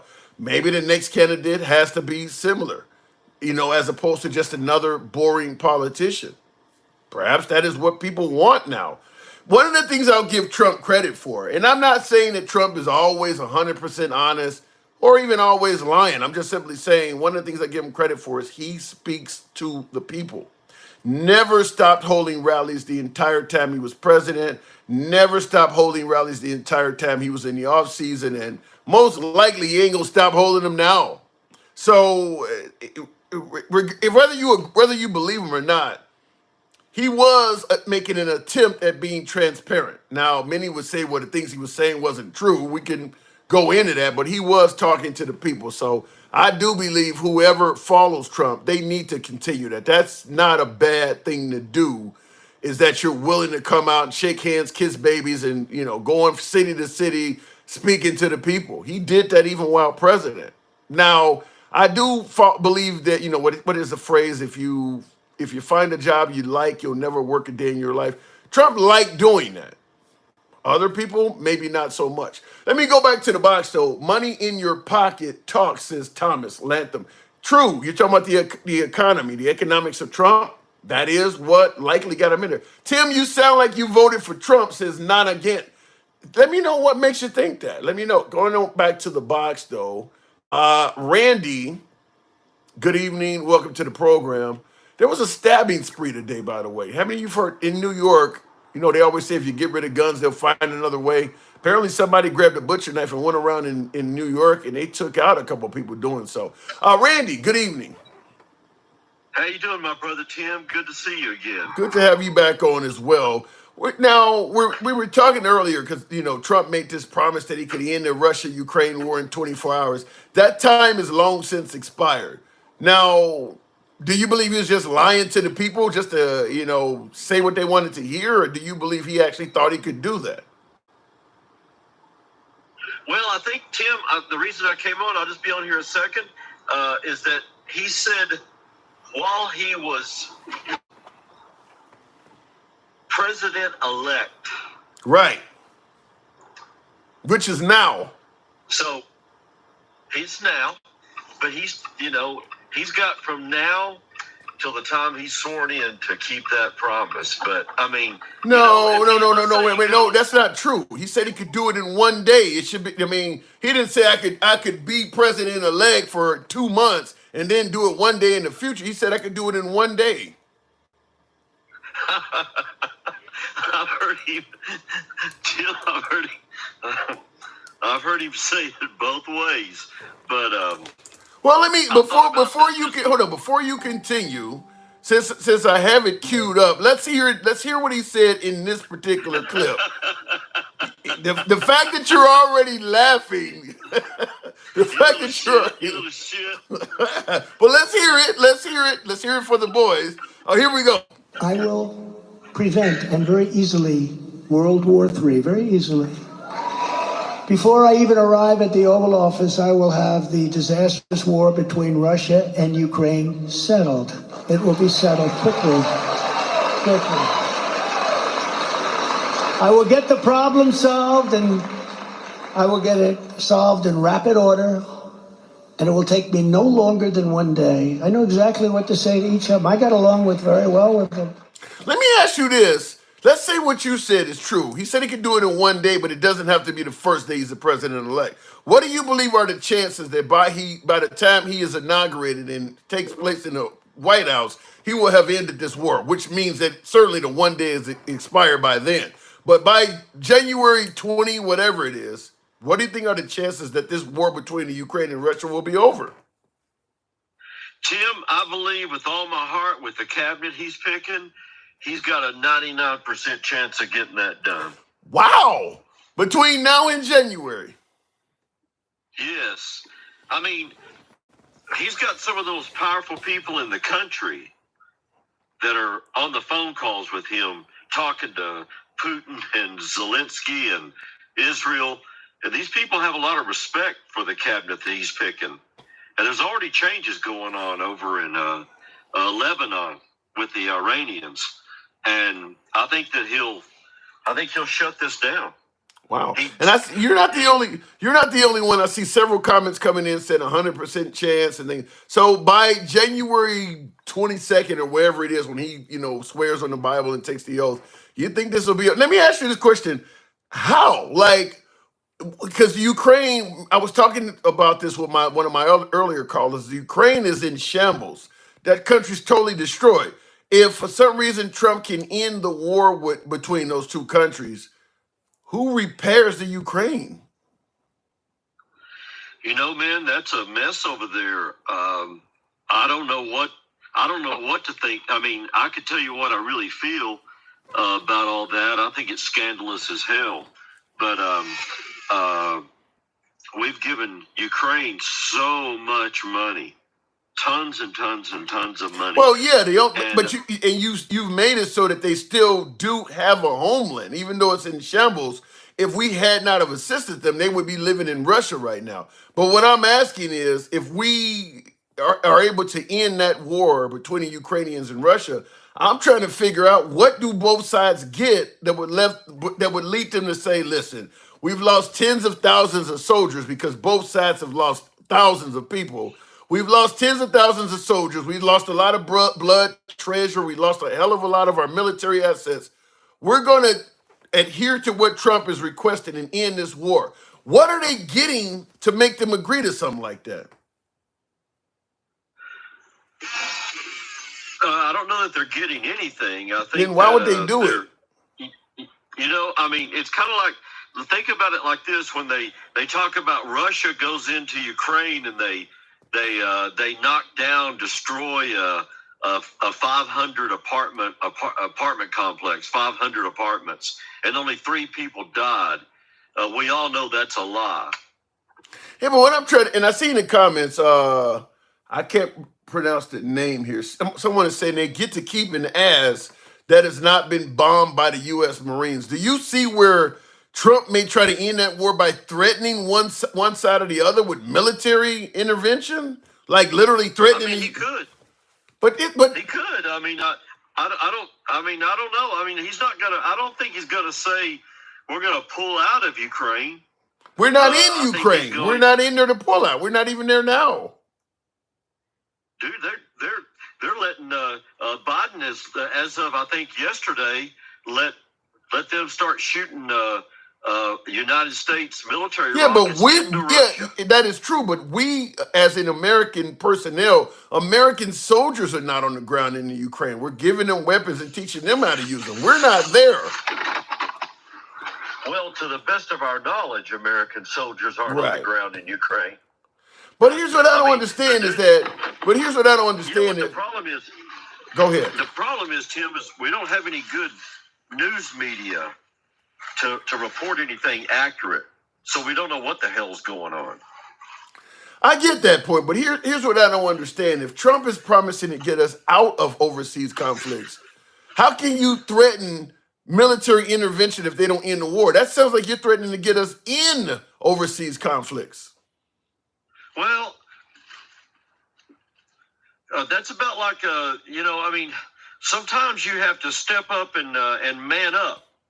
You can't be a wimp. You got to step up. You know what I'm talking about. You got to stand up and be a man. You got to stand up and say, hey, this is the way it's going to be. And if you don't like it, this is what we're going to have to do about it. I mean, and if, if another country, if they respect our military power or they respect our economy, that could affect their economy, they're going to do whatever the hell it takes to stop that war. Well, I would submit to you North Korea and Iran to show you that our sanctions don't always stop people from being aggressive. I mean, how long have we been sanctioning Cuba? They haven't listened to us. Sanctions don't. When you start talking about the economy and making people poor, the dictators in these countries are not going to be poor no matter. You think Putin's going to go poor even though we got all kinds of sanctions against Russia? No. Yeah. I'm not talking about that, but if they're afraid of us militarily, to where, I mean, did you see Biden today looking like Crocodile Dundee over in Spain? I mean, I didn't see that. I was working, but do you think that Putin is really afraid of America militarily? Sure, absolutely. We're the strongest military power in the world. And strongest military power in the world.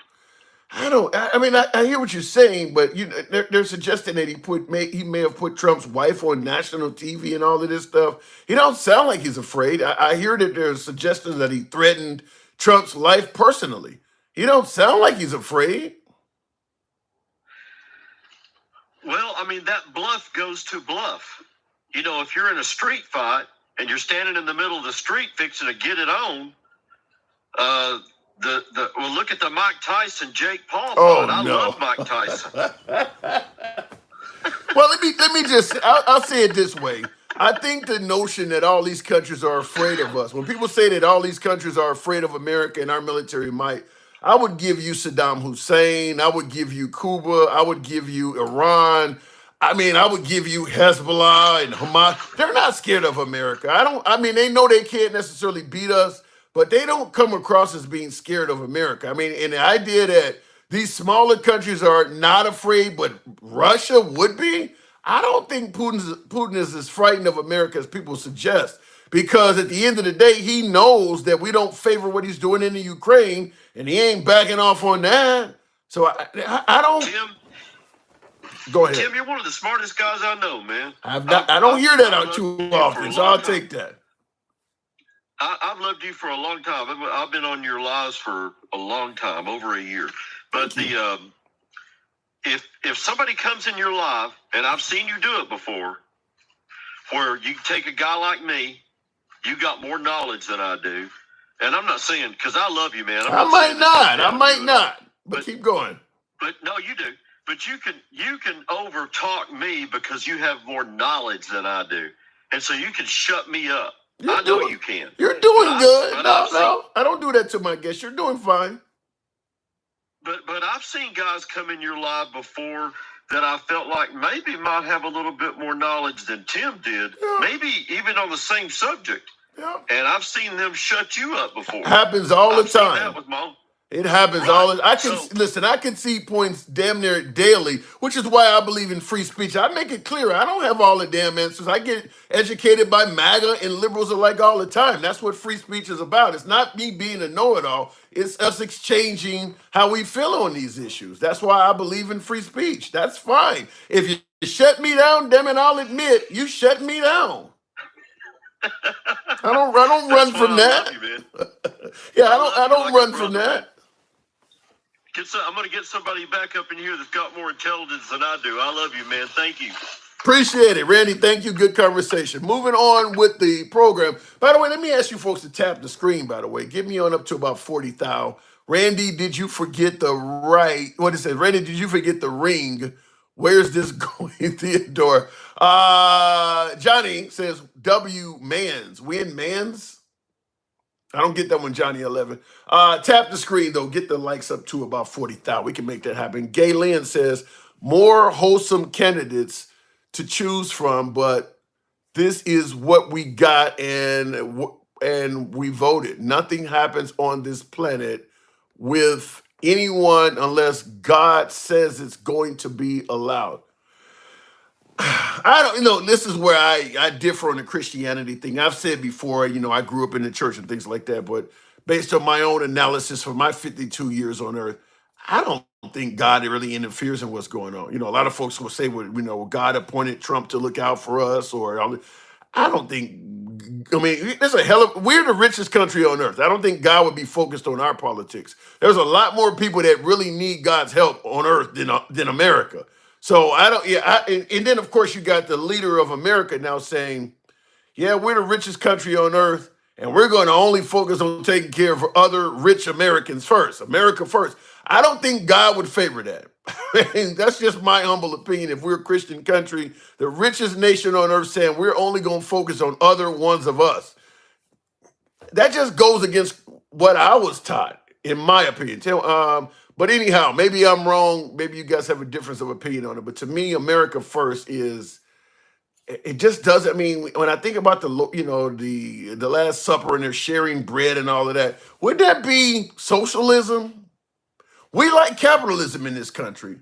According to the way we run things, Jesus should have actually charged them for the bread.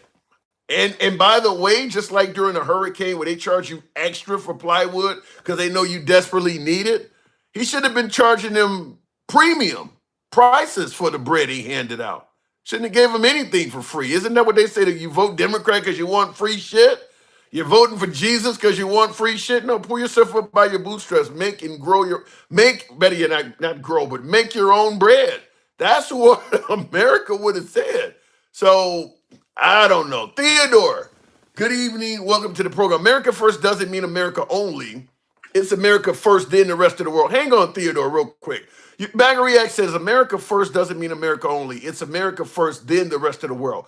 The then part will never come. If you focus on saying, I want to make sure Americans are well off or treated right before we start helping out other countries, in a nation of 350 million people, there will always be more Americans that need your help. You will never get to anyone else. So when you say it means focusing on America first, then others, you'll never get to the then others. I mean, there's always going to be somebody in this country that needs some help. Theodore, good evening. Yo, dude. So we have a lot to talk about. You bounced around between 4 different topics, which I loved. Can I please start with like the conservative values of like what is a woman, what is like a female? Give me what you got. Give me what you got. And bounce to wokeism, then go back to Ukraine, if that's cool with you. Let me hear what you got. All right, sweet. So like the idea of like that there's only 2 sexes, 2 genders, that's not conservative at all. So like we know that the indigenous Americans or the First Nations had like a third sex, and this is also in other cultures in Southeast Asia as well as South America, like the Papafina. And I learned that at Texas A&M University, which is like one of the most conservative schools in the nation. So like that is not the idea that there's only 2 genders. That's not conservative at all. What is the other? Give me based on what you learned at Texas A&M. Give me the gender or genders you learned about. Basically, some cultures, and again, like Papafina in South America, they believe that like some men can actually just identify as female because there is a lack in that tribe, that indigenous tribe. There's a lack of females in their culture, so they just have men that like identify as women, and that's because of like I guess necessity or social needs. So again, this dates back to Indigenous Americans, First Nations. So to say that we only have 2 Wait. genders, I get that you disagree with the 2 gender thing, but okay, even with the tribes you're talking about back in South America or South Africa, you said. South America. Yes, okay, yes. South America. When they identified as a female, what did that involve? Yes. I mean, you're obviously not going to change No, the. They literally played the part of a female. They're still men, but they still, well, like we would consider them men, but in their culture, Tim, they still, and even the people in that culture, they literally identify them as a female. They don't consider them like gay or trans. They just consider them a female. And the tribe I'm specifically talking about is the Papafina. So if they took on the role of a female, did that also involve having sex with men? Yes, they literally take on the entire role, and they do not consider them gay or a transgender. They consider them straight up a female. And again, this dates back 2 centuries. This is not new at all. I would love to have been able to go back and ask the men from that time, put a biologically born woman next to one of these people that identified as women and ask them, which one do you favor? I don't know. I mean, even then, I think that they may have went by, as you said, some of them identified as a woman and took on those roles. But I bet you even in that society, way back when, a lot of the alpha males in that society was like, me not like this, me not want this. I'm going to think that even back then, the men didn't want that. I hear what you mean, and I know what you mean, dude, but, like, consider this. Do we not have, quote, like, straight dudes who, like, prefer trainees for whatever, you know what I mean? Like, that thing in the United States, like, it's not the same thing, but it's similar enough to, like, that thing, if you will. Yeah, I don't know. But go ahead. But I digress. I just want to jump to the woke, then go back to Ukraine. So, like, wokeism at this point, earlier I was like, yo, like, it's just, like, it's basically been bastardized and politicized to the point that it just means like, oh, anti-brown, anti-black. So whenever it's used by a conservative person, you can guarantee that it's most likely attributed to someone in politics that is brown or black. It just means, hey, stop complaining about standing up for your rights and standing up for yourself and your self-respect, and just shut up in order for racism to go away. That's why Martin Luther King never gave speeches or marched, because he's famous for just shutting up, because, you know, he's famous for not saying anything, right? Right? Wait, Martin Luther King is famous for not saying no? Of course not.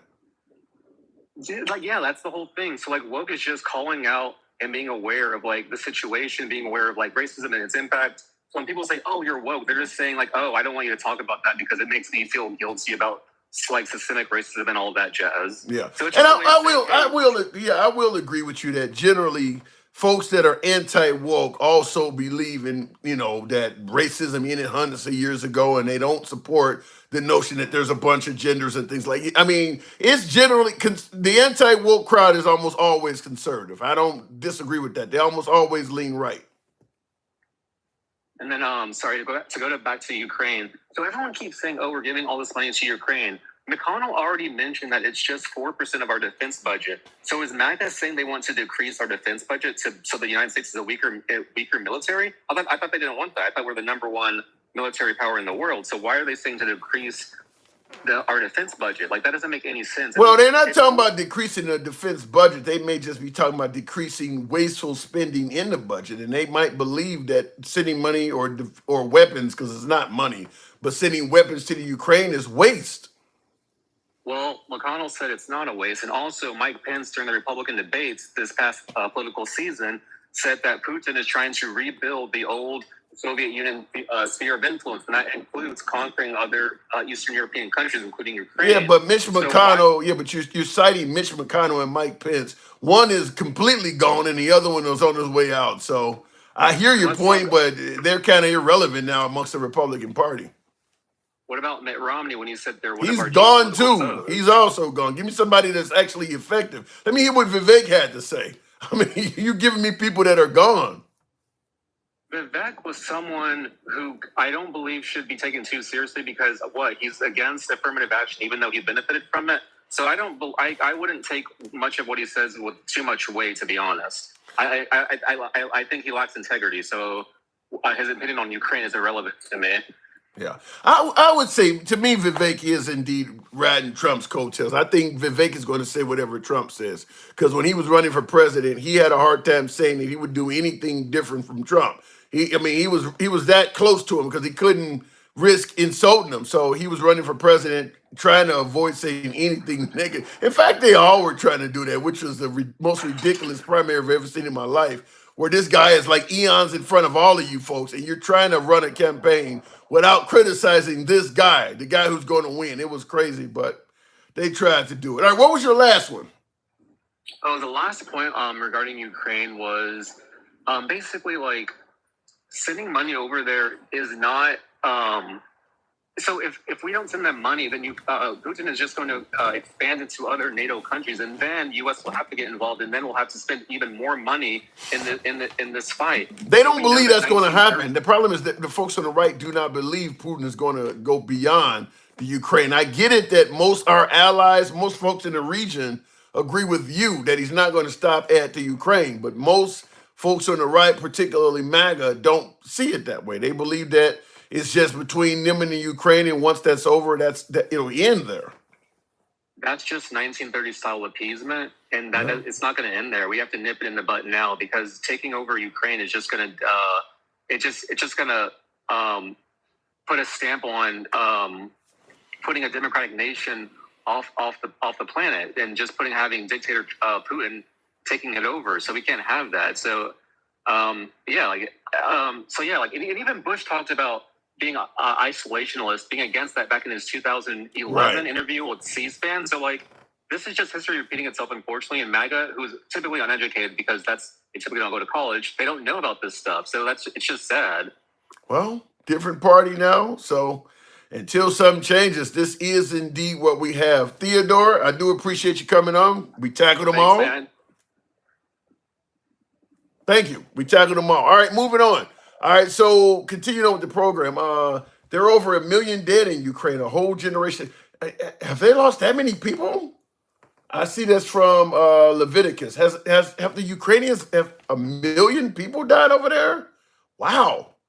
Now, that's what I was saying in regards to the promise that Trump is stating he could end the war in 24 hours. You lost if what he's saying is correct. I didn't know it was that many people, but even if it's 200,000, what could Trump say or do that would make them just say, okay, yeah, we lost 200,000 people, we'll end the war now? You got to give them something. Just like Russia's lost some thousands too. The Russians have lost a few, and when I say a few, I mean tens of thousands of Russian soldiers are dead too. You can't just come in there and say, y'all need to quit this shit and end this. No, hell no. Both sides want blood. They both lost a hell of a lot of blood and treasure. He's not going to just be to come in and say, y'all need to cut this out. It ain't going to work like that. So that's what I've said before in the program, that if Trump comes in there and he's able to end that war that quickly, that's what everybody needs to be asking is, what did you give them? Because it has to be substantial for them to overlook the fact that the other side killed all of their people and they just decided, okay, we're going to back up. Yeah, what did you give them? I don't think his word or his threat is that powerful. I know a lot of folks on the right do believe that all of these world leaders are frightened of Trump and just his mere presence will make everybody bow down and do what he say. I don't buy that. I don't personally buy that. Looking in the comments, he said they will lose 1 million people. Send them money. Send them more money. Bubbleheads, huh? I don't. You're saying they will lose 1 million people. Send them more money. Bubbleheads. Okay. He's going to give Putin the keys to come do the same things here, a king. You're thinking that, wait, you're saying that Trump's going to sell out the American people to the likes of Putin? Where are you getting that from? I don't even know if Putin could come to the United States and do the same thing here for two reasons. First of all, he's lost a large portion of his own military. Second, the American population is like a standing military in itself. Yeah, all of us can't shoot necessarily the best, but we do have a lot of guns. I don't think Russia wants to come here and pull that. That is FAFO personified. I don't think that. And by the way, I don't even think the Russian Navy has enough capabilities to bring a large enough force here to do a decent invasion. It's just Russia invading the United States is at least a generation off. That now China, on the other hand, maybe, because they are building ships fast. They are building ships fast, and they obviously have a large population. So China's a different story, but Russia, not likely in our lifetime. You don't understand the negotiation, says Where Are USA? I don't understand the negotiation because I don't know what it is. You let me know, what is Trump able to offer to Ukraine or Russia after losing so much blood and treasure that they would be like, okay, yeah, you're right, we need to stop. Because as one of my callers pointed out, the Ukraine needs to be rebuilt. They don't have the money to do that. Here we are in the U.S. talking about we're tired of sending them millions of dollars. Well, hell, they're going to need billions to rebuild all of the infrastructure that's been bombed and blown apart. I mean, they barely have streets and roads and shit. They need living structures. They need everything back. So you're going to send them billions of dollars to redo all of that. So saying, well, we're going to be hands off, but that makes no sense. You're going to stop the war while simultaneously doing nothing for them. Something among Trump's statement makes no sense. Either you're going to offer some really good carrot and stick approaches and end the war, or you're going to offer nothing and the war is going to continue. He's not going to end the war and offer nothing at the same time. That makes no sense. Anyway, looking in the comments, woke is the socialist agenda. Destroy family, patriotism, God. How does woke destroy patriotism? How does being woke destroy God? I'd be curious to know that. Signum Circus. Now, I do believe maybe stating that you shouldn't have Christianity forced down your throat might be something some folks view as woke. I mean, because the opposite of woke is kind of falling in line, you know. Certainly with right now, the right is starting to force Christianity among people. I mean, you heard about, I don't want you shoving DEI or CRT or Christianity down the throats of children. What they're doing, CRT, DEI, or LGBT issues. I don't want you shoving that down the throats of my children. But they are okay with shoving Christianity down children's throats. That is starting to happen now. Timothy Robbins. Good evening. Welcome to the program, Timothy Robbins. Now, Trump can't spend anything he's not awarded in the budget. Well, he said he's not going to spend any more money overseas. So even if he's awarded the money, he's led us to believe we're not going to be sending money to overseas wars, even if it is awarded in the budget. He told us we're going to get out of overseas conflicts. I don't see, the point I'm making is, and I'll let the box reset on my last guest I tried to bring up is having problems, but I'll submit to you, there's no way possible to end the war and do nothing for people overseas simultaneously, because that's what he's promising. We're not going to continue sending money to all these useless wars. We're going to focus on America first, stop sending our money overseas to these other countries, but we're going to end the war in these other countries. I don't see how you can do both of those. One or the other has to give. If you're going to end the war, it's going to probably involve sending a bunch of money, supplies, maybe rebuilding the Ukraine or something like that. Maybe lifting the sanctions on Russia and allowing them also to function financially. But the United States is going to have to give something. MAGA and Trump has indicated we're going to stop giving to countries overseas. Then you're not going to end this. You're not going to do both. You're not going to stop giving and end the war simultaneously. One of those have got to go. Trump's not promising any money, says Where RV. Well, then it's not going to happen. That's the point.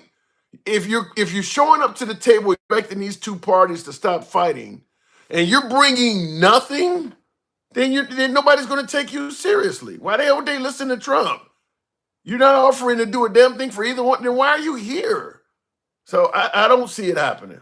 I think that's where we're attributing these godlike powers to Trump, where you can, a parent can tell two kids, y'all need to stop fighting, and the kids just stop doing it. I don't see that. There has to be a carrot and stick approach. You got to offer them something. And he said he's going to give them nothing. Mr. Lib, will you be my mentor? I'm going to law school. I love arguing, says her. Shout out, going to law school. It's something I wish I had done. Shout out to you. I don't know what type of mentor I could be to you, but shout out to you for going to law school. Good on you. That's going to be a challenge in itself. Real quick in the comments, Trump's not promising any money. Yeah, he's not promising any money. He's not going to have any success. Real quick, I want to look in the comment section. It's not the world leaders that are afraid of him. Is he can negotiate with them based on the fact that our own UN has been expanding, and I'm lying ever since Gorbachev tore down the wall.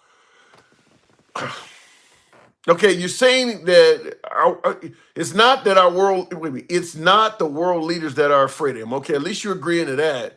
It's that he can negotiate. Well, if you're negotiating, Joseph, you're saying that Trump can then negotiation means you have to give. You don't show up to a negotiation with nothing to offer. Then if Trump is so great at negotiating, that means he has something to give. I don't see it. I just don't see it. I would love to hear how he ends the war by giving nothing. It doesn't make any sense to me. Tim. If Trump ends the war, will you give him the props? Damn right I will. Where are V? But I'm going to ask that. You got echo. Can you hear me? Tim. Are you there? You're breaking up something awful. Can you hear me? Hold on. Yeah, I hear you. I hear you. Okay. Let me step out of my car. I hear you. Okay. Are you there? Yeah, loud and clear. So what brought you on? Good. All right, so I want to clear up a couple things. First of all, Elon Musk is nowhere near the richest man in the world whatsoever. If you want to know who the richest man in the world is, look up Lord Rothschild. Secondly, the opposite of woke is evangelical sundown town. So the opposite of woke is hardcore racism. It's hardcore, the hardcore evangelical racism type thing, I believe. Okay, so that's kind of that's what the liberals probably would agree with that too. Yeah. So but one extreme or the other is either way is extreme. What does woke mean to you? LGBTQ, creating new genders, trying to fight for, all these, geopolitical wars and things like that, just ridiculousness politically that is totally unconstitutional as well. Is racism in there anywhere? Yeah, I mean, in my mind, they're the ones pushing this whole racism agenda. If you listen to the people who are MAGA, they're talking about unity. You think? And if you look at Trump's cabinet, I mean, I can't believe you guys are oblivious to this, but I mean, RFK Jr. He's a Democrat. You know, Elon Musk would be classified as a Democrat, and Trump was a Democrat before he ran because I don't know. Elon Musk was Elon Musk was endorsing Ron DeSantis before he endorsed Trump. That's a Democrat. I think that guy you had on earlier was saying about how the MAGA movement thing is not a Republican right-wing movement. It's not, and it's not. It's more of an independent movement, I believe. Yeah, I agree with And that. It's Trump. I think Yeah, MAGA is Trump. It's a resurrectionist movement in a way. But let me say where you and I disagree, and I agree. MAGA is indeed a movement, and it's a movement that is basically following Trump. Whatever Trump says, that's kind of where MAGA goes. But where I disagree with you, you said that MAGA is promoting unity. I don't see nothing unifying about fuck your feelings. I just don't see that. Tim, he's even including Bernie Sanders. Give me a freaking break right now. Are you serious? How can you not see unity? How can you not see unity? You think fuck your feelings was unifying? He took people from all different. You're not answering the question though. Of course not, Tim. Okay, then that is something you see overwhelmingly at Trump gatherings. Fuck your feelings flags waving around. That's not unity. It's you know what though. It's really reality. Reality. Feelings are not reality. That somebody's feelings got hurt, so they're trying to manipulate your reality because of their own. How did they feelings get hurt? However, I can't control your feelings. You gotta have some guy. If you're calling, wait, hold on. Your feelings is you. So you think when he's calling people bird brain, sleepy, and crazy and kooky, that's unifying? When I was a kid, we used to say sticks and stones will break my bones, but names will never hurt me. Notice you said when you was a kid. Do you go around saying that shit now? In your 80s? Call me. Somebody wants to step in front of my face, I'll knock them the fuck out. Right. You don't go around as a grown man talking about sticks and stones may break your bones. You pointed. You can say anything you want. I don't care. I'm not asking you what you can say or not. I'm asking you, does name calling promote unity? Of course not. All right then. And where does that come from? Who do you hear saying that more than anybody? Does debating condone unity? What do you mean? I don't think debating doesn't cause division. If you and I are debating right now, I don't think we're not being divisive. What do you mean? Many debates turn into arguments, right? Yeah, but you can have a gentleman's agreement on that. Right, you could, but that takes a gentleman to agree like that. Yeah, so it's the same thing in the way for people who are walking around with feelings. It takes people with thicker skin and stronger minds, to get through this world, I believe. And if you can't get through this world with a thicker skin and stronger mind, you're the only one who can help yourself. Yeah, I disagree with that. Let me tell you why I disagree with that. When you and I debate, or when two people debate, they're trying to get their point across, and the purpose is to defend their side and maybe prove a point.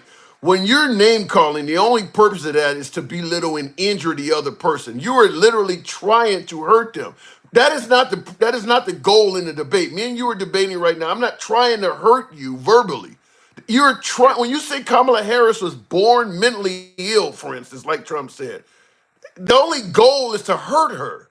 So, but Tim, you're saying hurt as a physical nature, and you're trying mentally. No, it can be physically hurt. They're not physically hurt, therefore they're not considered a victim.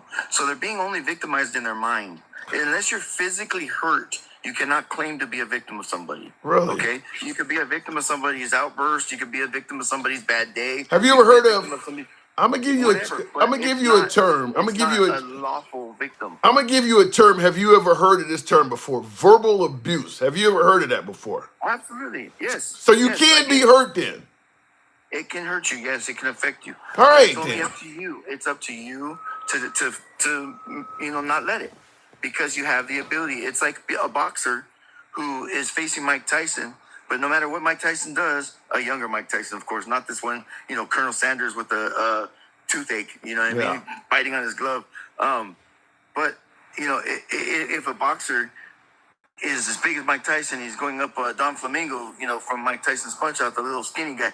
If he's going up against him and nothing he can hit him with can hurt him because he has this barrier around him that he doesn't let nothing in, then he's fine. But think He'll about never what get you hurt. He'll just never get said. knocked out. Think about the description you just gave. If he has this barrier up, nothing he can hit him when is going to hurt him. But you're making it clear someone is trying to hurt him. He's just defending it off. That's what I'm saying about Trump. He is trying to hurt people when he do that.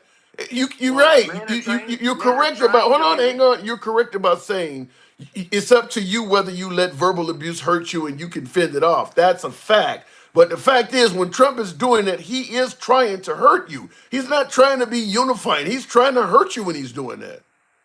Well, it's just like somebody who's trying to be a man or trying to be a woman. They can try all they want, but they'll never be really successful. Okay. So, but I'm still not hearing your original statement where Trump and MAGA is being unifying. You're admitting now that when they're doing that, they're trying to hurt you. They're putting people together that are from all aspects of politics, and they got I told you many times, policies for the people. Go online and look it up. But you just It's a skipped website. over. You're bringing up what he's doing now. You just skipped over all the name calling we just talked about. What about all that? Because it's nothing. It's just name calling. It's words. How It's do sticks and stones that break your how bones. do you know what name calling and how that affects someone else? If it doesn't affect you, fine. But you don't know if that affects somebody else. You can't tell somebody else his name calling does not affect you. You can't speak for somebody else like that. Tim, I'll tell you like this. When I was a kid, since I was a little baby, they called me Fathead. Okay? Okay. I was called Fathead all my life. All right? As I got older, that kind of went away. And then as I got to be an adult, it became Miklo. Okay? I could walk around all day long talking about vatos locos por siempre. But I don't. I just ignore it because it's just words. But why are you ignoring it? Because somebody is using it, trying to use it against you, and you are strong enough to ignore it. But you're admitting that they are trying to hurt you. You're just defending it off. Because if I don't ignore it, then they win.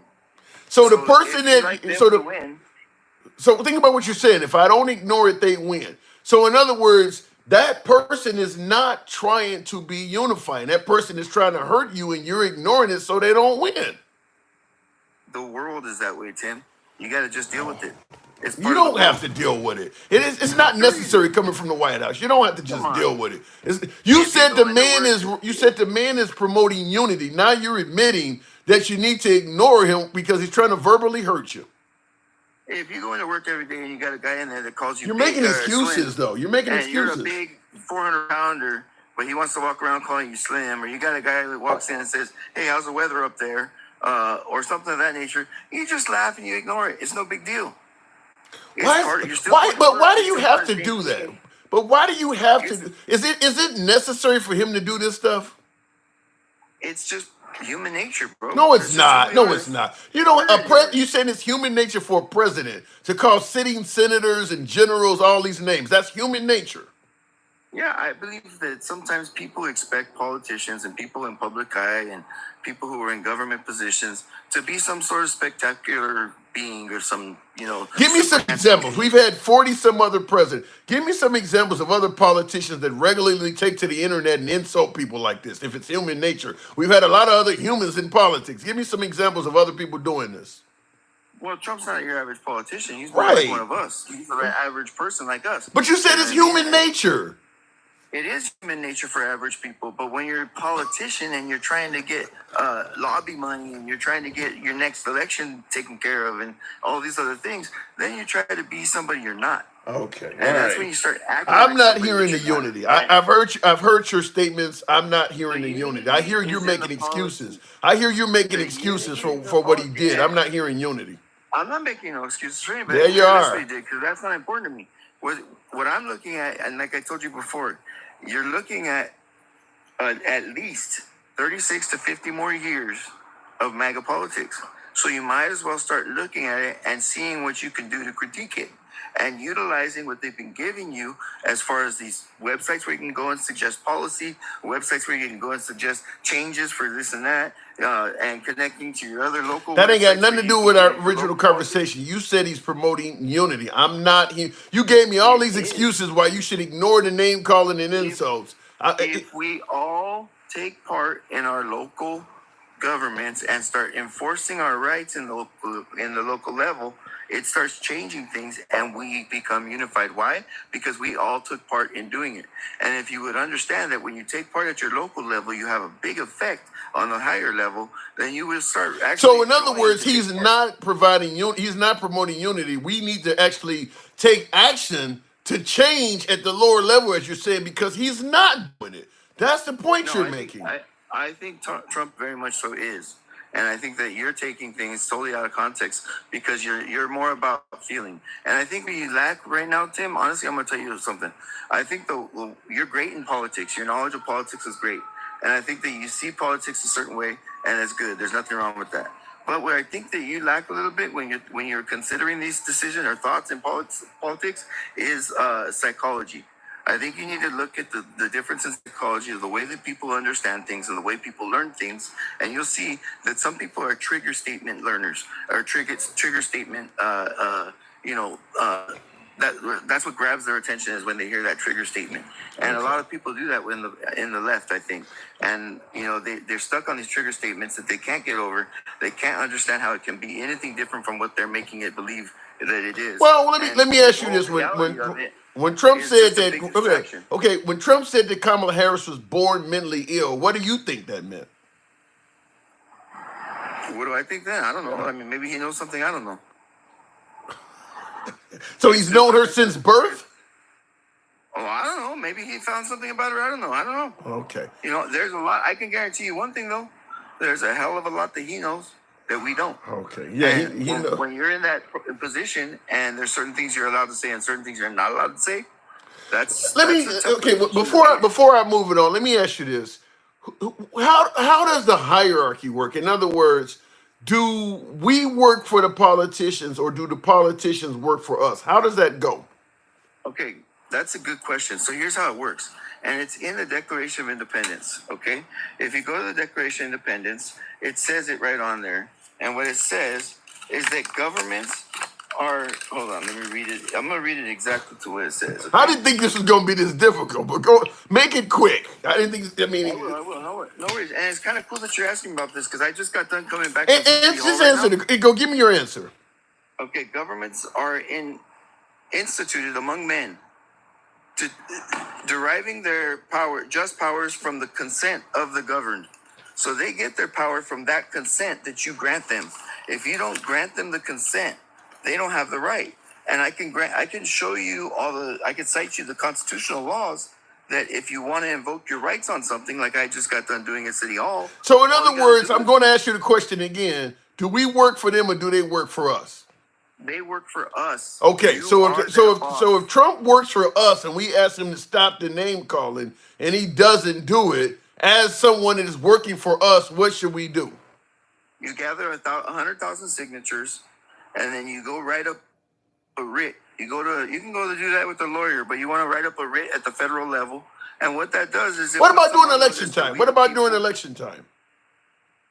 You can get it put on the ballot, but that again, it takes more signatures. How about just not voting? How about if a politician is not listening to the people? How about we just don't vote for him? Wouldn't that be easier? Oh, of course. I mean, but do you think that he's not listening to the people? I don't think so. I think fuck your feelings. I think it's pretty anytime obvious anytime you tell a large constituency that's voting for you, fuck your feelings. You clearly ain't listening to them. So yeah, he's not. There's a group of Americans he's not listening to. Yeah, that's exactly the answer. Then you're not fed up with hearing about all the different nonsense that people want to make up and start trying to battle for. That's a in the deflection. public. That's a deflection, though. That ain't got nothing to do with him That's the saying. problem, because That ain't I got think nothing to do people with are him so saying fed fuck up your with it. feelings. No, people are so fed up with having to hear about people's feelings, and they're not focused on the law and trying to make adjustments to the minority for the majority. And I think that's the biggest problem. People can't understand why people are so fed up with people doing that. It's been going on for a really long time now, Tim. I'm sorry, but it has. And it's taken a lot of bad effects on a lot of different people in a lot of different ways. Well, and I to think me, that's some what of the it, problem as long as that type of mindset continues, I think this stuff will continue. Tim, I got to move it on, though, man. I appreciate it as All right, Tim, always. hey, I look forward to seeing you every day, bro. You're Thank still you. my boy. All those, that dark Cal or whatever it is, Dung Cal or whatever his name Din is. Cow. First I go Guy, from you. man. First you call me your boy, then you call him Dark Cow. Are you trying to tell me something? No, I couldn't remember his name. My bad. It was nothing like that whatsoever. Din Cow is his name. All right. Well, he's that guy. I have to change the channel, man. Whenever he gets on there, but I just can't. I can't do it. And you know, I really feel like I've come to a point where I've given up trying to make those who can't reason with reality. Ain't nobody gonna reason with fuck your feelings, Tim. Ain't nobody gonna reason with fuck your feelings. That, to me, that is the most divisive thing a politician can say to the people. Fuck your feelings. Nobody's gonna reason with that. You're telling them I don't give a fuck about how you feel. I mean that's crazy. These people, you gotta understand, Tim, but most of these people have been wrong so much lately. It don't matter. You playing tit for tat. You're playing tit for tat at that point. People who are right listen to the wrong. You don't make people who are right listen to the wrong. That's ridiculous. Okay. I'm just telling you, if you're going to promote unity, that ain't the way to do it. I'm just simply telling you, you can say whatever you want, but the way to do it is the way our founding fathers did it, by utilizing the Constitution and by understanding your rights under the law. If you do that, you don't have to fear these guys ever. That's all right. I promise. We'll see. Appreciate it, Tim. Thanks for coming through. Take it easy, bro. All right. Thank you, Timmy. All right. Thank you. Anytime. Moving on with the program. You feel right, says Ocean. I don't quite get that. I'm just simply saying I don't care if it's Trump or any other politician. If the voting population or the citizens are complaining about something, you respond with "fuck your feelings." It's one thing if they're complaining about maybe a needed war or military intervention, or you're doing something that the country needs, and they're complaining about, well, listen, at the end of the day, we got to do this. You don't like it, but fuck what you talking about. We got to protect the country. I can see it from that, but just simple name calling, that ain't necessary. You don't have to do that. That's something you're just doing to take pleasure in insulting others. So I'm going to assume it did not. It cost him some votes. I don't know how many because he still won by a lot, but I'm certain that cost him some votes. And I only brought it up because my last guest was suggesting that Trump is promoting unity. I don't see it, not with that in there. And I see in the comments where RV USA says Trump never said that. They're literally selling, what do you call it? I won't say memorabilia, but you go to Trump rallies, you can buy stuff. His picture is on signs that say fuck your feelings. They let you sell that at the rallies. So you can say he never said it, but he sure as hell don't have an issue. He certainly ain't saying I don't condone it. I mean, you go to an Obama rally and put his face in the middle of a Confederate flag and say the South will rise again and sell them at his rally. I guarantee they would stop you from doing that. If you put Trump on a shirt and had Black Lives Matter or someone, I guarantee you his people will come outside and say you can't do that. They're letting them sell this stuff. So the obvious response is that he's okay with it. You can buy that in any Trump rally, the fuck your feelings stuff. The mean tweets and stuff. You can buy that stuff anywhere. In fact, when somebody tried to take his life, because I did a video on it on YouTube when he threw up the fist and said fight, fight, fight in Pennsylvania.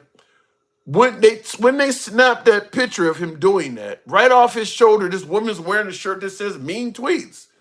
That's not unifying, in my opinion. He won. He won by a lot. I'm not taking that away from Trump, but the idea that he's trying to unify the country doesn't make sense to me. He won because he ran against a candidate that was not good, promoting a lot of issues that people were not favorable to, and Trump was talking about things that people do care about. But I don't see him trying to unify the country. I don't see that. Looking in the comments, 43 to 46 million is not a landslide. Okay.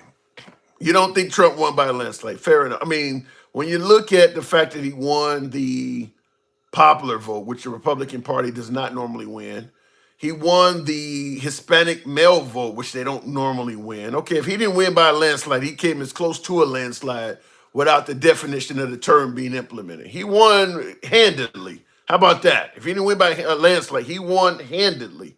Louis Desjardins, I meant to respond to your comment earlier, says, woke is white folks lecturing other white folks about race and gender issues. Anti-woke is the backlash from people who don't want to hear it anymore. I agree with that because I don't hear a lot of minorities talking about woke.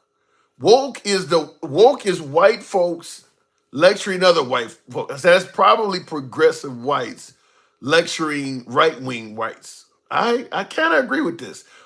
Woke is white folks lecturing other white folks about race and gender issues. Anti woke is the backlash from people who don't want to hear it anymore. And I do agree with that as well. If somebody is anti woke, chances are they don't want to hear nothing about racial issues and stuff like that. Unless the racial issues are pertaining to a victim that is white. That is white. But I do agree with that. Looking in it, because you can be white and a victim of racism. I'm not saying you can't. But yeah, then they'll listen to it. But yeah, I do agree with that. Trump is going to be terrible, says Gene. I don't know. I don't, if he uses his powers for good, he could be one of the best we've ever had. Now, I know a lot of folks have said there's no way in hell that's going to happen simply due to some of his appointments. But if he doesn't do some of the wild shit he's promising, he could turn out to be really good. I mean, we could get a lot of really great inventions out of Elon Musk, sending a man to Mars. That's something I always ask when folks say Trump was this great president. One of the things I always ask is, because Sylvester Stallone got up there on stage the other day and compared Trump to the second coming of George Washington. Insane, in my opinion. But that's what I always say when folks say that Trump is great. I always say, well, give me something that Trump has accomplished that 100 years from now people are going to be talking about. That's generally what happens with great presidents. Sending the man to the moon, broke up the Soviet Union, ended slavery, defeated Nazis. Give me something that Trump has done 50, 100 years, people are still going to be talking about. Right now, after only serving one term in office, Trump will be remembered decades and generations in the future. But right now, it's for nothing good. He can do that in his second term. But right now, his legacy in terms of what people will be talking about 50, 100 years, first time we've had a guy impeached twice, or first time we had a guy get indicted, well, it's all negative. Okay, he gave us a good economy. Good economies come and go. Good economy under Clinton, good economy under Obama. Good economies come and go. That's not something you generally keep talking about year after year after year. So what has he accomplished so far? Like I said, it's mostly all negative. So this is where this time I do believe peace in the Middle East. No.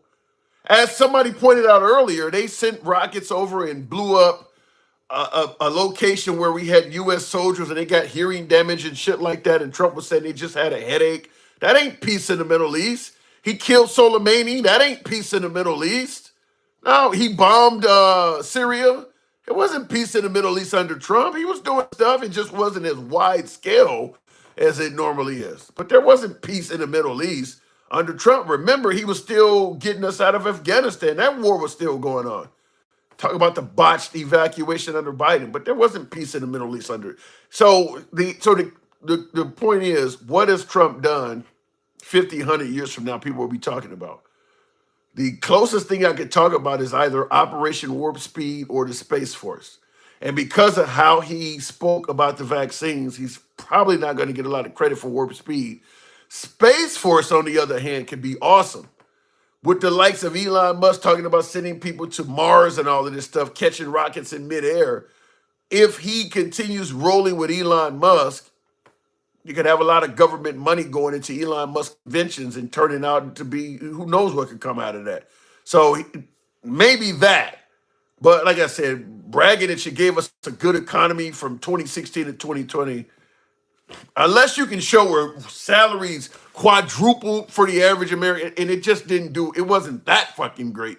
So I don't see right now what he can really brag about 100 years from now. But I'm saying that under the current administration he's about to put in there is a chance he could do that with some of those Elon Musk inventions, such as put a ton of money behind Elon Musk and electric vehicles, where we could say under Trump, electric vehicles, quadrupled in this country.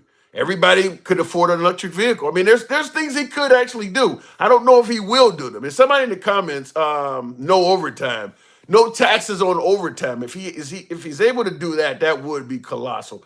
I don't believe that though. How how can you give so many tax cuts while offering nothing to replace it? Okay, you're going to give no tax on overtime. He's talking about not taxing elderly people. I mean, you're cutting taxes every damn where. So where does the missing money come from? You can only cut so many taxes before the money necessary to operate a civilized society starts drying up. I mean, if you're cutting all these taxes, I guess welfare and food stamps and all these social programs are going to go away. How do you make all that money? I seen the comments. Where our USA says energy. I don't buy it. You're telling me he's going to pump that much oil that's going to cover all of this shit and give you $2 gas? And by the way, you asked also where our VUSA said what Trump appointments are people concerned with. Matt Gaetz. Matt Gaetz is a big concern. He wasn't even good in Republican Congress. Matt Gaetz is a huge concern. We'll start there. The whole notion that he had nothing, Trump has nothing to do with Project 2025, and now he's appointing people that wrote parts of it.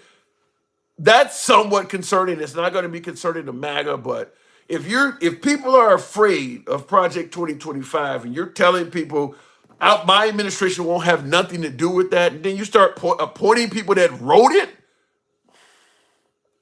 that doesn't look good. You're appointing people that wrote part of this, that came from the Heritage Foundation and shit like that. I'll leave it at that, but that doesn't look like you're saying you're not going to have anything to do with it. And then why is he on your cabinet? And I'm just going to simply say, if it went the other way, let's say, for instance, you had a bunch of African Americans that wrote a book on reparations or wrote a book on, white privilege or something and how to marginalize it in society or how to promote LGBTQ issues. And you had Kamala Harris running saying, I don't have nothing to do with this. That's a far left publication. My administration is not going to run like that. And then all of a sudden she got elected and she started literally hiring part of the authors of the book. You think the right would overlook that? The right would say, yeah, this seems like she's going to actually do this shit. So it works in reverse. The whole idea that Trump is saying he has nothing to do with it works in reverse. He's hiring people that wrote the book. So take it any way you want. Kamala Harris said, let's be woke because she's for all that. Progressives, that's what most people were against. I don't disagree that a large portion of this country are against progressive issues, but there's a lot of good things that can come from progressives, just like there are things that came from conservatives. I'll leave it at that. No tax on overtime, but they're getting rid of overtime. I have heard that Trump told Elon he don't like paying overtime. So maybe it will be easier to offer to get rid of overtime if you don't give it out. Stick, the ruler. Good evening, Stick. Hey, what's going on, Tim? How you doing? I'm doing all right, in the trenches as usual. Trump promoting unity, my last caller said. What say you? Oh, come on, man. I'm sick of the excuses that they got for this man. He's in office. Y'all don't have to make any excuses for him anymore. Just be honest. Be like he tells it how it is. Remember. So when he says he's gonna do something, that's what he's gonna do. You don't have to try to explain it to us anymore. It is what it is. Yeah. And I see in the comments a flock of morons. A flock of morons says, don't forget Democrats loved Trump until he ran for president. Yeah, and Trump loved Democrats until he ran for president too. He was favoring Hillary Clinton and Jesse Jackson and all of them. Look at him now. So it goes both ways. But so you do agree with me then, Stick. Trump is not promoting unity. Not at all. And then on top of that, was it Tim that was just on talking about delusions and things of that nature? Yeah, he was. And he's the same guy who believes that a couple of people are unalive in Guantanamo Bay. And I didn't ask him that today, but yeah, he believes some pretty wild stuff. So that be my thing right there, my man. Like, you got somebody talking about delusions and all of this other stuff, and he's got all of this going on, and actors playing presidents, and it just amazes me that he uses delusions as trying to talk about somebody else and or describe somebody else. That's So are you that's what I indicating that? get Are out you of that. indicating that Timmy Tim is delusional himself? Man, majority of the people that he calls MAGA are delusional. I mean, again, they've been making excuses for this man ever since he came down the escalator. And at the end of the day, like, everything he has done has been calculating and obvious. Just being honest. It's been obvious. We know why he does it. We know why he moves the way he moves. He loves money. He's a grifter, and on and on and on and on. So while we making excuses, we know who he is. He showed us who he is. He doesn't mind telling you who he is. Why can't we just all get along on this one subject and just say, man, he's a scumbag? My God, you really think? But how did he win by so much if he's a quote unquote scumbag? He did win. He didn't win by so much, handsome. By the last time when he went in office, didn't he get like 74 million votes or something like that? Well, Kamala got so many less this time that's the killer right there. Is Kamala Harris got a lot less votes than Biden. Well, I think the same thing happened with a little twist. The same thing was you had people, the way they did Hillary didn't vote. You had people this time that didn't vote. I know a couple of people that just said, I don't like her, blah, blah, blah. They didn't vote. And I know people that voted the other way. And I know people that voted with Miss Harris. But why do you think she got so much less than Biden? Did she suck? Not literally. No. Did she suck? Well, I mean, I don't know about that one either. Just like you said, just because you can't prove it don't mean it happened, and just because you think it happened doesn't mean it happened. Well, let me ask you that. Speaking of that comment, do you believe she was a DEI in other words, Kamala didn't earn her way. She got there by other means, that she wasn't justified to be in that position? Well, I think this. Had there been another black woman / Indian woman, whatever you want to call her, that would have came and basically stood up to Biden, I mean, it could have been anybody else that would have did that and stood up to Biden, and Biden would have picked her. She just happened to be that lady. And on top of that, Biden was already saying he wanted a black woman as a vice president. Yeah. Well, That's DEI then, isn't it? Isn't that DEI, diversity, equity, and inclusion? If you're going to pick a black woman, that means even if you find a white woman that is capable, or a white person, you're going strictly for a black woman. Well, he didn't pick Byron Donalds, and he didn't pick Tim Scott either, but he sure picked her. Yeah. And has Donald Trump picked them too for anything? I think Tim Scott does have he's like the leader of some kind of Senate committee or something. He did get a position, but it's not in Trump's administration. That's what I'm saying. Did he get a position in Trump's? Because he just loves him. I mean, he didn't get nothing for that. Yeah, Trump's administration, from what I can tell, is there anybody of color in his administration other than Vivek? That's what you call. He ain't white. Vivek Ramaswamy is not white, so. Hey, listen. He's been told to his face he ain't white, so he knows that. Yeah. But it's the whole point that he's willing to just go all out, and he don't care about nothing but trying to get as close to Trump as possible. So, again, that's he's about it. Yeah. Because Nikki Haley ain't, Nimrod. He already said he ain't gonna pick Nimrod. And that's crazy that all of the people of color that have tried to run over the last 10 years or so, I'm talking about Obama, I'm talking about Kamala Harris, I'm talking about Nimrod, Nikki Haley, I'm talking about Vivek Ramaswamy. The minute all four of them tried to run, people started using their color to go against them. Even on the Republican side, they were calling her by her full name and all of that. It's like we and people say we don't have an issue with a person of color leading the country. When Obama ran, he was Kenyan. You know, when Kamala Harris ran, she was Indian and Jamaican. When Nikki Haley ran, they brought up her actual name, and they were doing the same thing to Vivek Ramaswamy. So, I mean, shit, if I ran, I guess I'd be from Ghana, huh? I don't know where the hell it comes up at.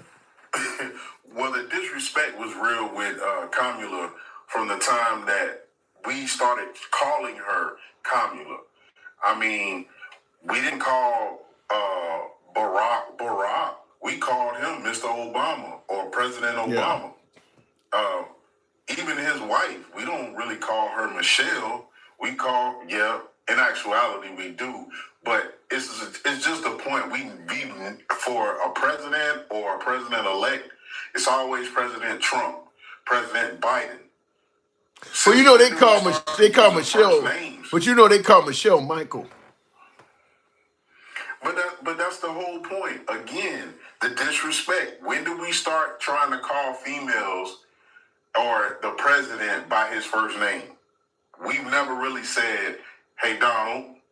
We've never really said. Yeah, once he became, you're right, you are correct. Once he became president, he was known as President Trump. He was called the Donald, but that was why he was a businessman. Once he became president, he was called President Trump. Exactly. So yeah, I do agree with that. I mean, so when she started running, they started calling her by her name, and then majority of the time messing her first name up anyway, because I've done it. Yeah. And then by the time that it's time to get it right, you know, she's got to deal with, is she black? She's not black. She's Indian. She's not Jamaican. She's not black. You know, up and down, back and forth. And we were the ones talking about it. But that ain't why she, you are correct, but that ain't why she lost. She was fundamentally not a good candidate, in my opinion. I don't think that's necessarily true. I just believe in the short time, she didn't get time for the American people to know who she is. Because even the people on the right that weren't down with her kept saying, well, she doesn't do interviews much. We don't know her policies, blah, blah, blah, whatever. And for people who are listening, you kind of feel like, you know what? Do I know what her policies is? And then when she gave that, I wouldn't change anything with Joe Biden, that didn't help either. No. It's That's what I said. She was a bad, in my opinion, she was a bad candidate. She was a bad candidate, in my opinion. She should have, certainly that, would you do anything different from Biden? She should have been ready for that question. Well, again, it's kind of like you're the inside person. So if an inside person tells you, hey, we need to trade this stock at this date. Now that's insider trading. It's illegal. TikTok, educational purposes only. But anyway, that's insider trading. But somebody's telling you something is good, even though your perception is it's finna go tank. But the insider is telling you it's good. Nothing different. Stick. Nothing different at all. No, listen what I'm saying. You can't say, yeah, I'd be totally different, because you're totally different might not have the bounce back that this economy had. I think you're making excuses for her. I mean, you got to have some question. You got to have a better answer than that, man. I got to move it on, but go ahead and clear it up for me. Clear it up real quick. I'm not only because if the economy, if people were paying attention, just like when he was telling people he hoped the economy tanks, he's talking about he hopes the average American people. That ain't got nothing to do with Kamala, though. That ain't got nothing to do with Kamala. No, but what I'm saying is she's telling you we're basically okay. Even with the border, just because they didn't sign it, that's the only reason we don't have it. Oh my God. They didn't want to bring it. So again, Donald Trump, he wanted that to run on. He needed that to be bad. So again, if he's telling you it's bad, MAGA will tell you it's bad. But in actuality, the reason why she didn't say she would change anything because things were on the up and up, and the economy was doing great, on and on and on. I think that's a horrible thing to do when you know people don't like they don't like your boss in terms of Biden. you need to have differences from him. His favorable numbers are in the tank. You coming up and saying you're going to do the same thing as this guy that's only got a 40-some% approval rating.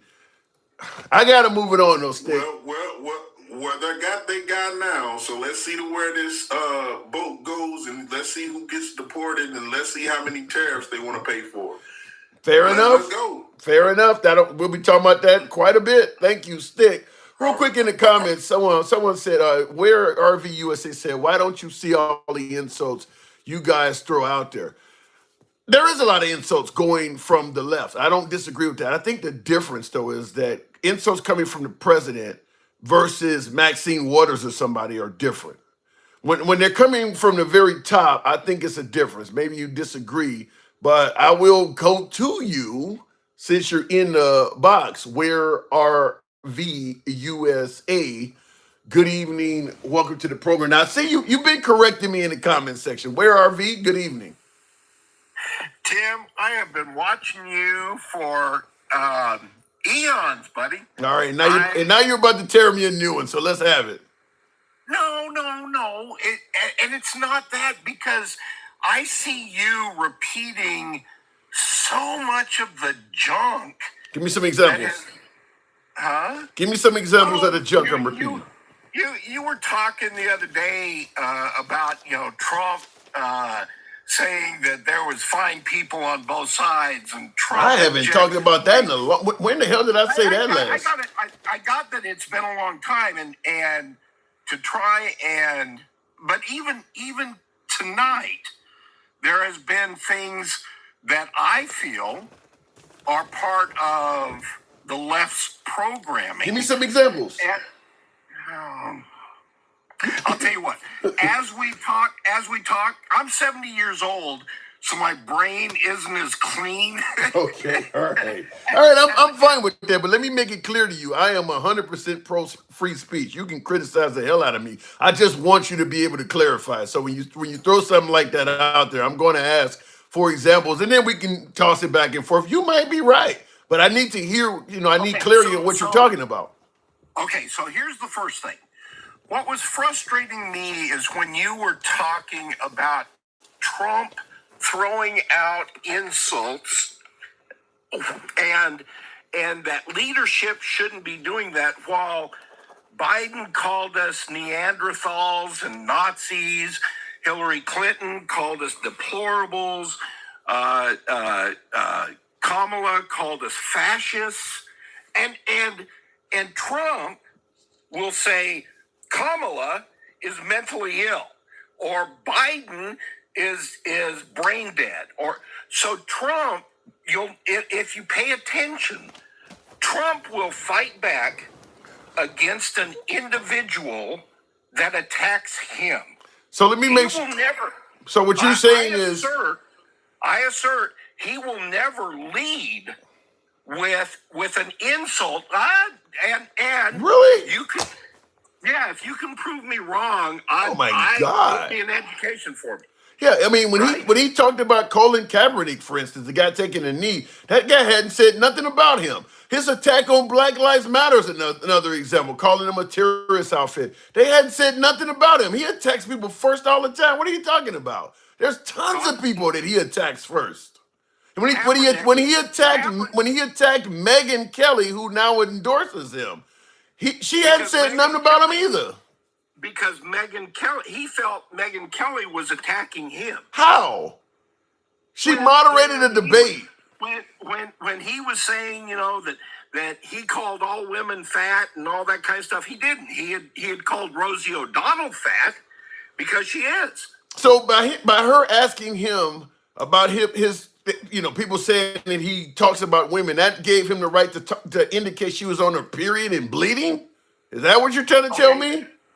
And I would bet, Tim, that Trump apologized to her, and the only reason I think that, the guy who doesn't apologize to anybody apologized to Megyn Kelly.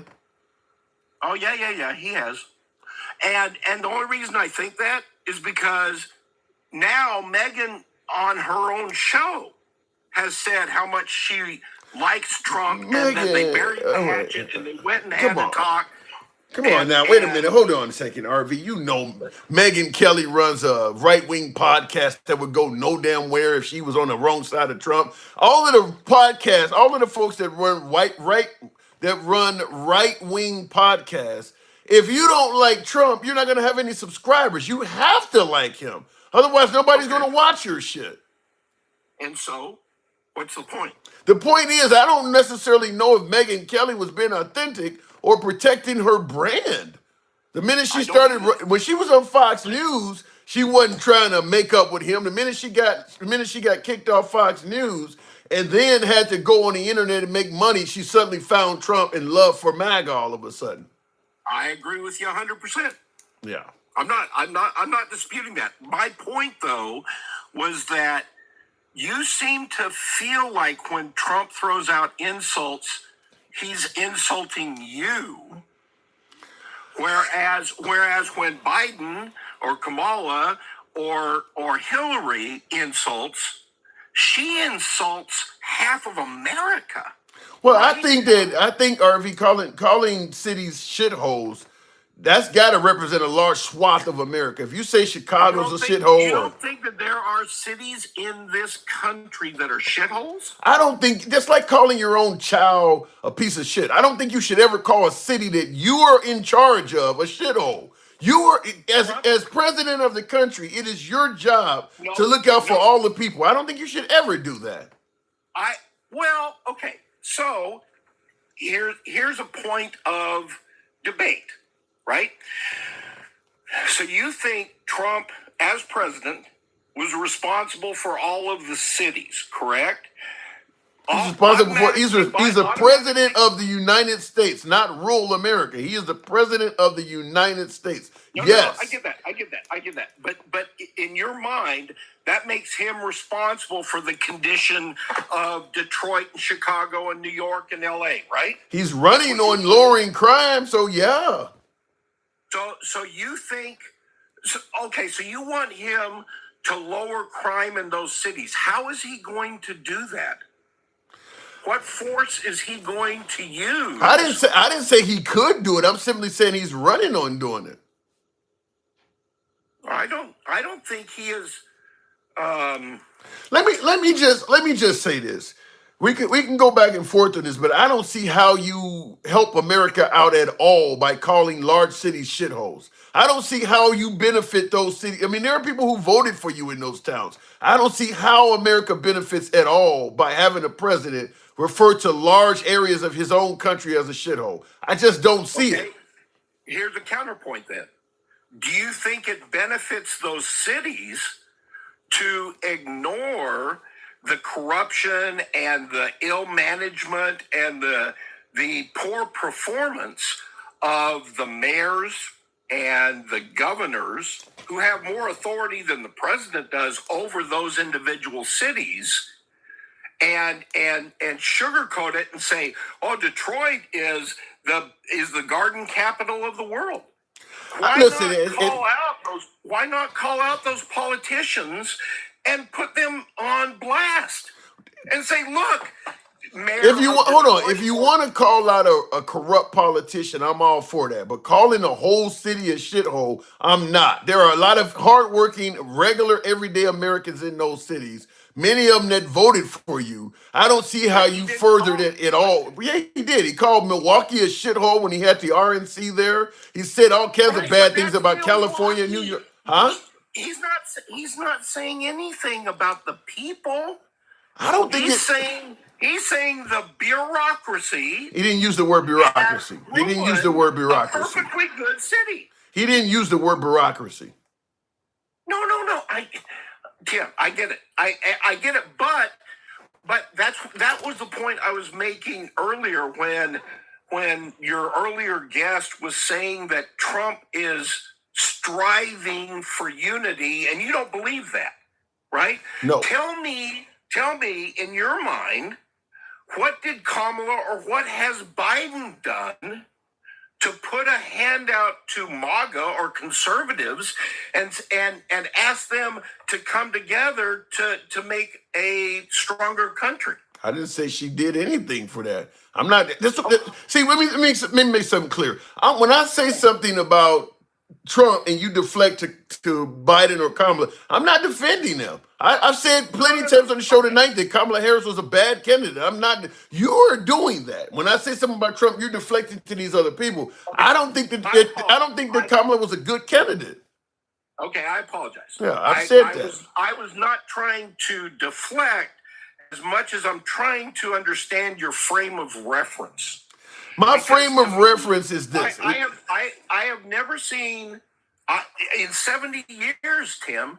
I have never seen a president gather up the richest man in the world, quote unquote, or a health nut, or a former Democrat military person, or on and on and on and on, right? He has somehow drawn in people from every facet. Wait a minute, hold on. So you're saying that, the Democrats getting Liz Cheney, and there were plenty of folks like the Lincoln Project. There were plenty of wealthy Republicans. It was happening in the other direction too, is what I'm saying. It ain't that Trump did all this on his own. The left was getting people like that too. Right. Okay, so who would you compare Liz Cheney to that Trump has attracted into his team? I think Liz Cheney was a higher value Republican before January 6th than Tulsi Gabbard ever was in the Democratic Party. Democrats never had no major love for Tulsi Gabbard. They loved the Cheney family until after January 6th. So to me, the Democrats getting Liz Cheney is way bigger than the Republicans getting Tulsi Gabbard. Well, see, I would disagree with that because in my mind, Liz Cheney was banished. The Republicans kicked her ass out because she broke the rules. She cheated. She cheated. Cheated on what? Cheated how? And this is one that you and I are absolutely not going to agree on, but I think that she helped the Democrats build January 6th into something that it wasn't. I think if Trump simply had accepted what happened in the 2020 election, January 6th would have never happened. I think Trump is what built January 6th into something that it wasn't. Without Trump saying that the election was stolen from him by Biden, January 6th does not happen no matter what Liz Cheney or Nancy Pelosi or anybody else does. That started with Trump. They were there with signs saying stop the steal. There was no steal to stop. Well, so let me ask you a question then. What happened to 20 million votes or 10 million votes or whatever the delta is between what Biden pulled in and what they're manufacturing for Kamala? Well, there are votes still being counted, as we talked about earlier in this live. All of the states Do you think Kamala's going to get to 81 million votes? No, I think a lot of people that voted for Kamala last time sat it out this time. Okay, so from our side of the fence, it looks a lot like 10 million votes were just manufactured. I get it. I've heard that on many shows. But if you came with something like that and you weren't blaming Dominion voting machines for switching votes or dead people voting, here's my point. I think if Trump had demanded we have a 50-state audit of the 2020 election and came forward with whatever kind of fraud he found and said, look, maybe we need to rethink this or redo this, that would have been one thing. But Trump himself and a lot of Republicans made so many false accusations that it's hard to. I assert he made unproven accusations. What's the difference between that and false? What's the difference between that and false? If you can't prove what you're saying, how do we know it's not false? Because he didn't have time. He didn't have the time or the authority to prove it. Then why say it? Why would you? What? He doesn't have access to Dominion voting machines. So why would you say something like that? You're not going to be able to prove it because you don't have access to this stuff. I got it. So why would he say it? So how are you going to do a 50-state audit? Well, first of all, you do an audit and you see what you can find. You don't throw out wild accusations like he did, just making shit up. But every place he tried to do that, he was the That's not courts true. ruled That's that not he true. didn't have standing. That's not true. He hired his own third-party auditing organization. They had multiple recounts in Georgia, multiple recounts in Arizona, multiple recounts in Wisconsin. And Arizona, they found 108,000 votes that they couldn't validate their origination. But that doesn't mean he won. But here, this is what I'm talking about when I say if you demanded some type of audit and said let's read. It's one thing for saying that something looks suspicious. It's another thing to just stand up there and say I won by a landslide. Trump didn't say the 2020 election looked suspicious. He said he won. He don't have any evidence to say that. He's not talking about what you're talking about, where did 20 million votes go, or as you said in Arizona, there was all these. He said he won. There is no basis for him to say that. Well, except that he got 75 million votes, and traditionally the prior three Democrats that ran got within a million of 66 million votes. So what are you going to say you won based on what happened over the last 12 years? Well, given the opponent. Come on now, really? That's what he used? Yeah. No, so let's be real. Who was a better candidate, Obama or Biden? Obama was a significantly better candidate. Hell yeah! He was also a better candidate than Trump, too, by the way. I know where you're going with this. He was a better candidate than Trump, too, and he got less votes than Trump. Yeah, but Biden got 20 million more votes. Okay, and Trump got more votes than Obama as well. So what's your point? Okay, well, and like I said in the very beginning of this, I don't think we can ever prove that. But let me just say this: when you're known for saying wild things that can't be proven, like the fake electors, we talk about the missing Democratic votes and all that. We're not talking about the fact that a lot of Republicans get pleaded guilty to cheating. So this is what I'm talking. When there's so much of this stuff on your side where you don't look clean, it's hard to accept what you're saying about the other side and give you credibility because there is a lot of dirty stuff on the Republican side. I mean, the whole fake electors, we're not even discussing that. What about that?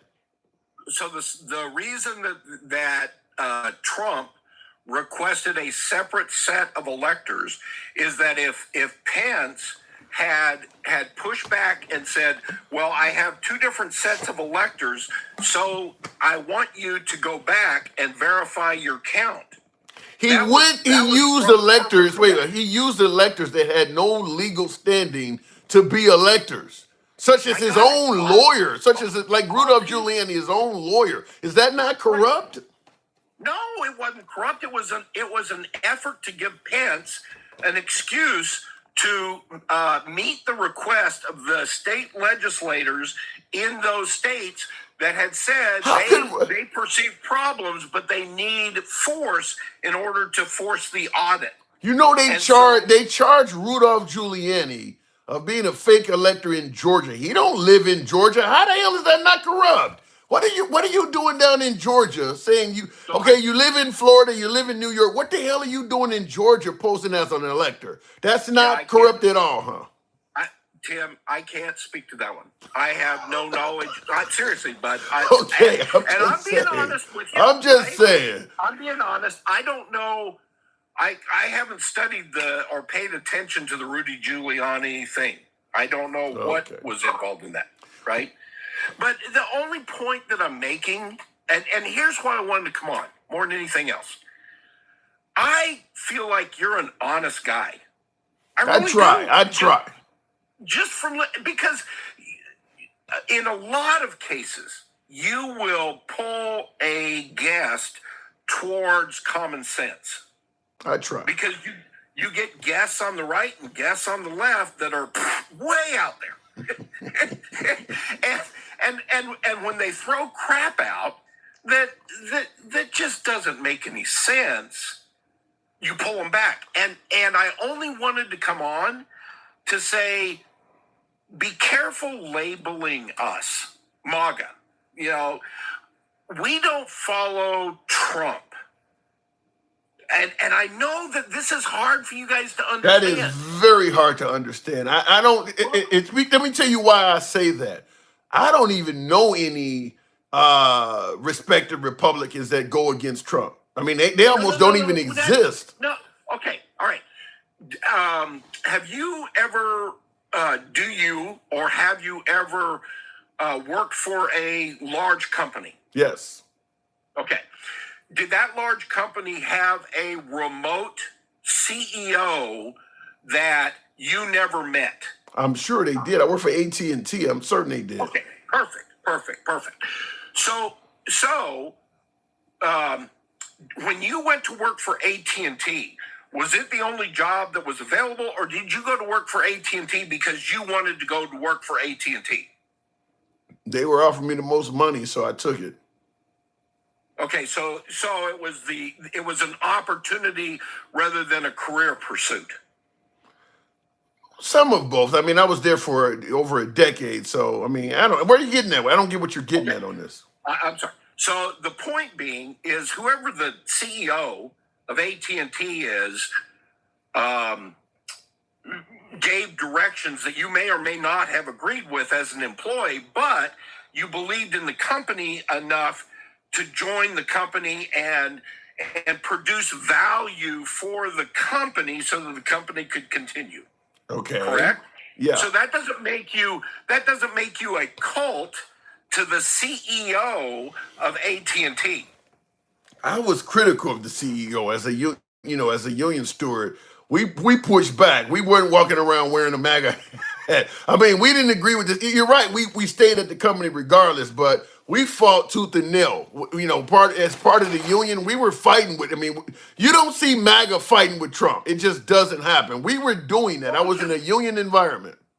What has Trump done that we would want to fight against? Well, shit, the election for one. I mean, hold on. There's a host of things. A large portion of MAGA favored Trump's policies but they think his tweeting and name calling should stop. He does a lot of things that they don't favor. Okay, so once again, the fact that you identify that, the fact that you recognize that we don't bow down to Trump, and if Trump does something we don't like, we're vocal about saying. No, you're not. I said you don't. Just because you don't favor it, but they're not vocal about it. You don't see folks that when Trump talks about nervous Nancy or sleepy Joe Biden or makes fun of a disabled person at the rallies, they cheer that shit on. They don't say, No, don't do that. Trump did not make fun of a disabled person. Okay. That's he just decided to shake his hands for no reason at all like that. Something you've never seen him do before.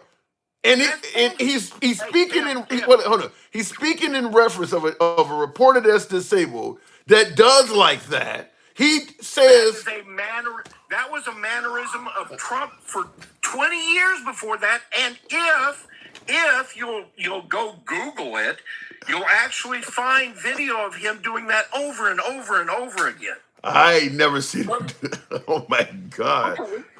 You really believe that he wasn't making fun of that? Yeah, I really believe he was not making fun of that individual's disability. I think he was making fun of the guy. Let me ask you this. But he was making fun of the guy because the guy was a friggin' idiot. Well, let me ask you this. Now, the notion that Biden has dementia, an elderly man with a mental illness, did he make fun of an elderly man with a mental illness? Yep. Did he make fun of the man falling off his bike, falling down the steps? Yep. Then what's the difference? And part of that is because, go ahead. What were you asking? I'm sorry. No, I said, what's the difference? If you're going to make fun of what you think or you perceive as an elderly man with a mental illness, what's the difference between doing that and somebody who's mentally or who's disabled? You clearly would make fun of. I mean, some folks said he made fun of. Biden. Do you remember when Biden made fun of the way? You're deflecting again, though. No. I'm telling you why. Okay. I'm telling you why Trump made fun of Biden. Trump made fun of Biden because Biden made fun of Trump.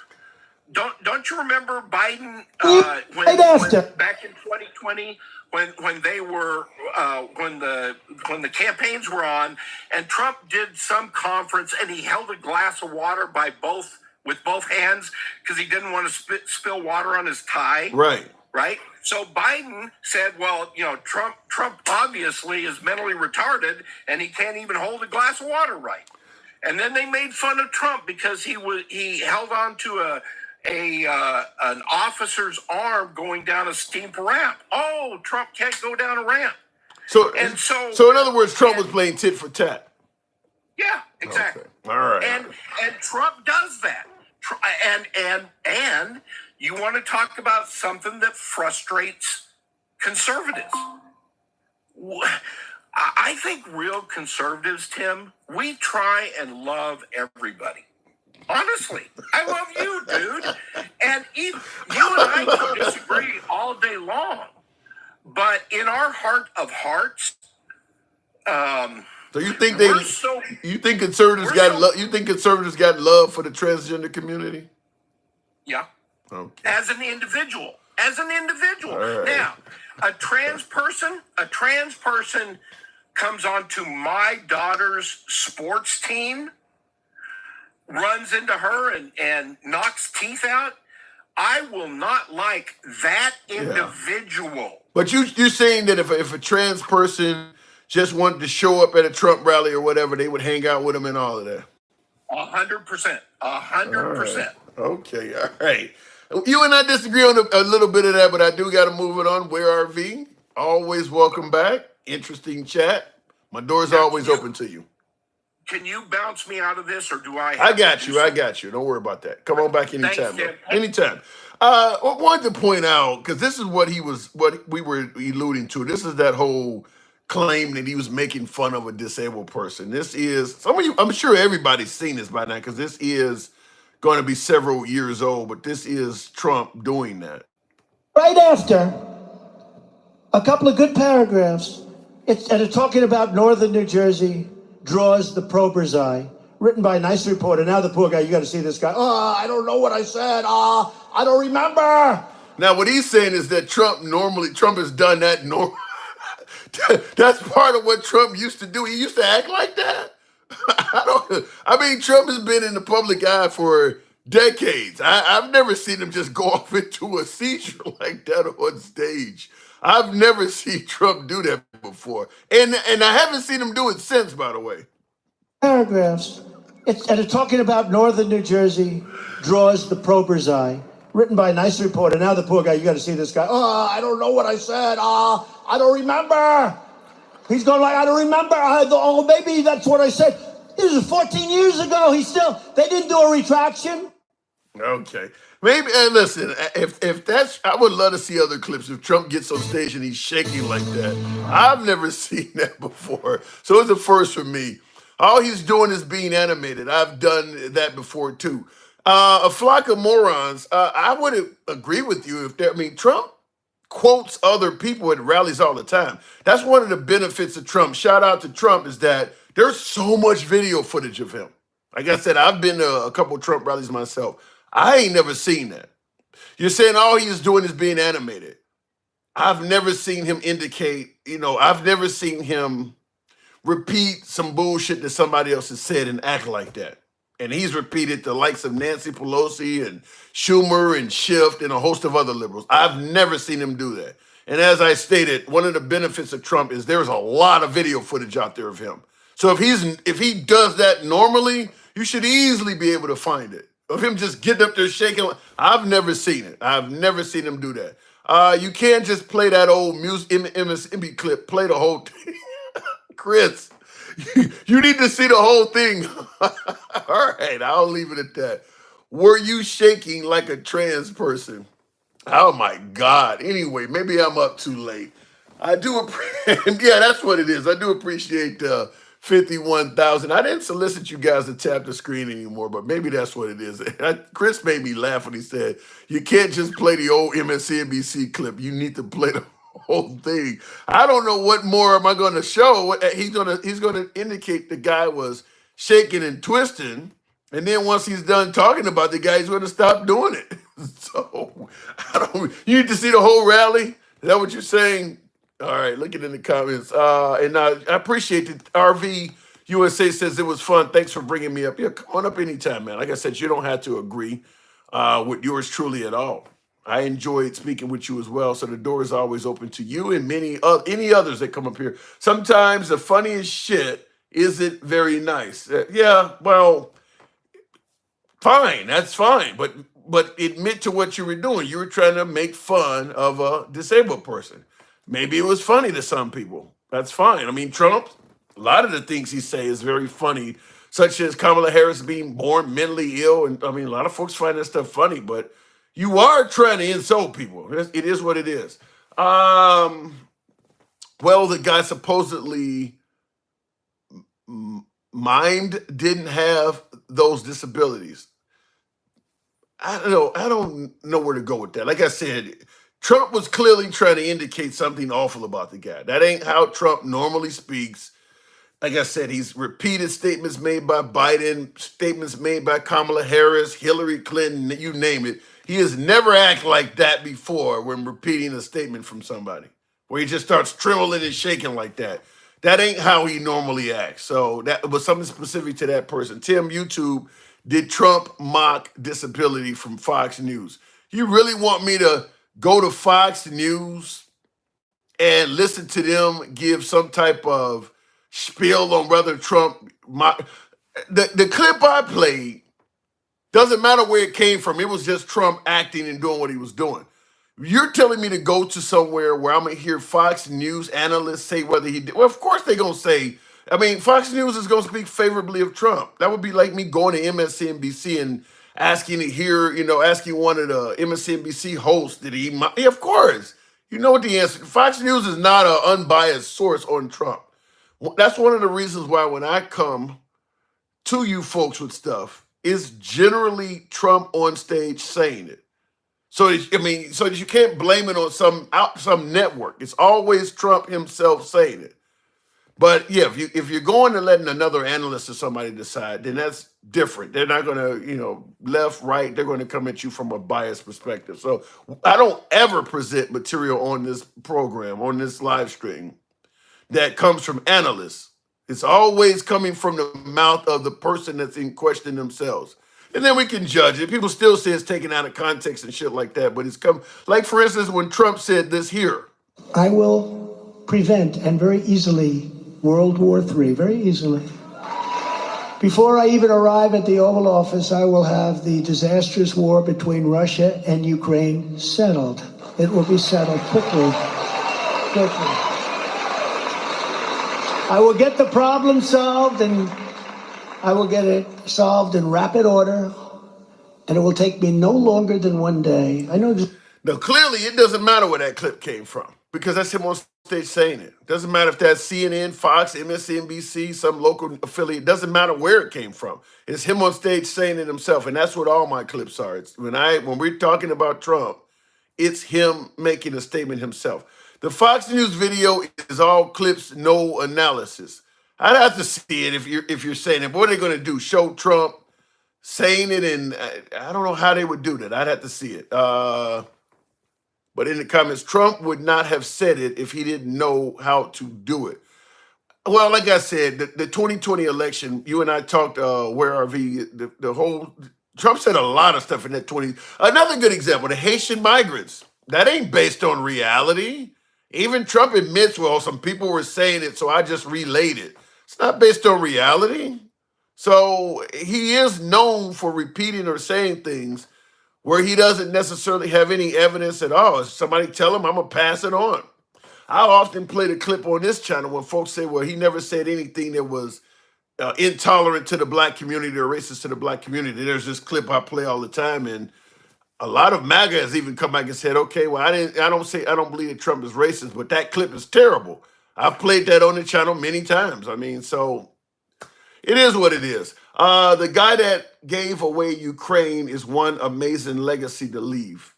Damn, that's what Trump's legacy would be, that he gave away the Ukrainians. Yikes. Okay, but he didn't say Haitians. Oh my God. Really? Really, Chris?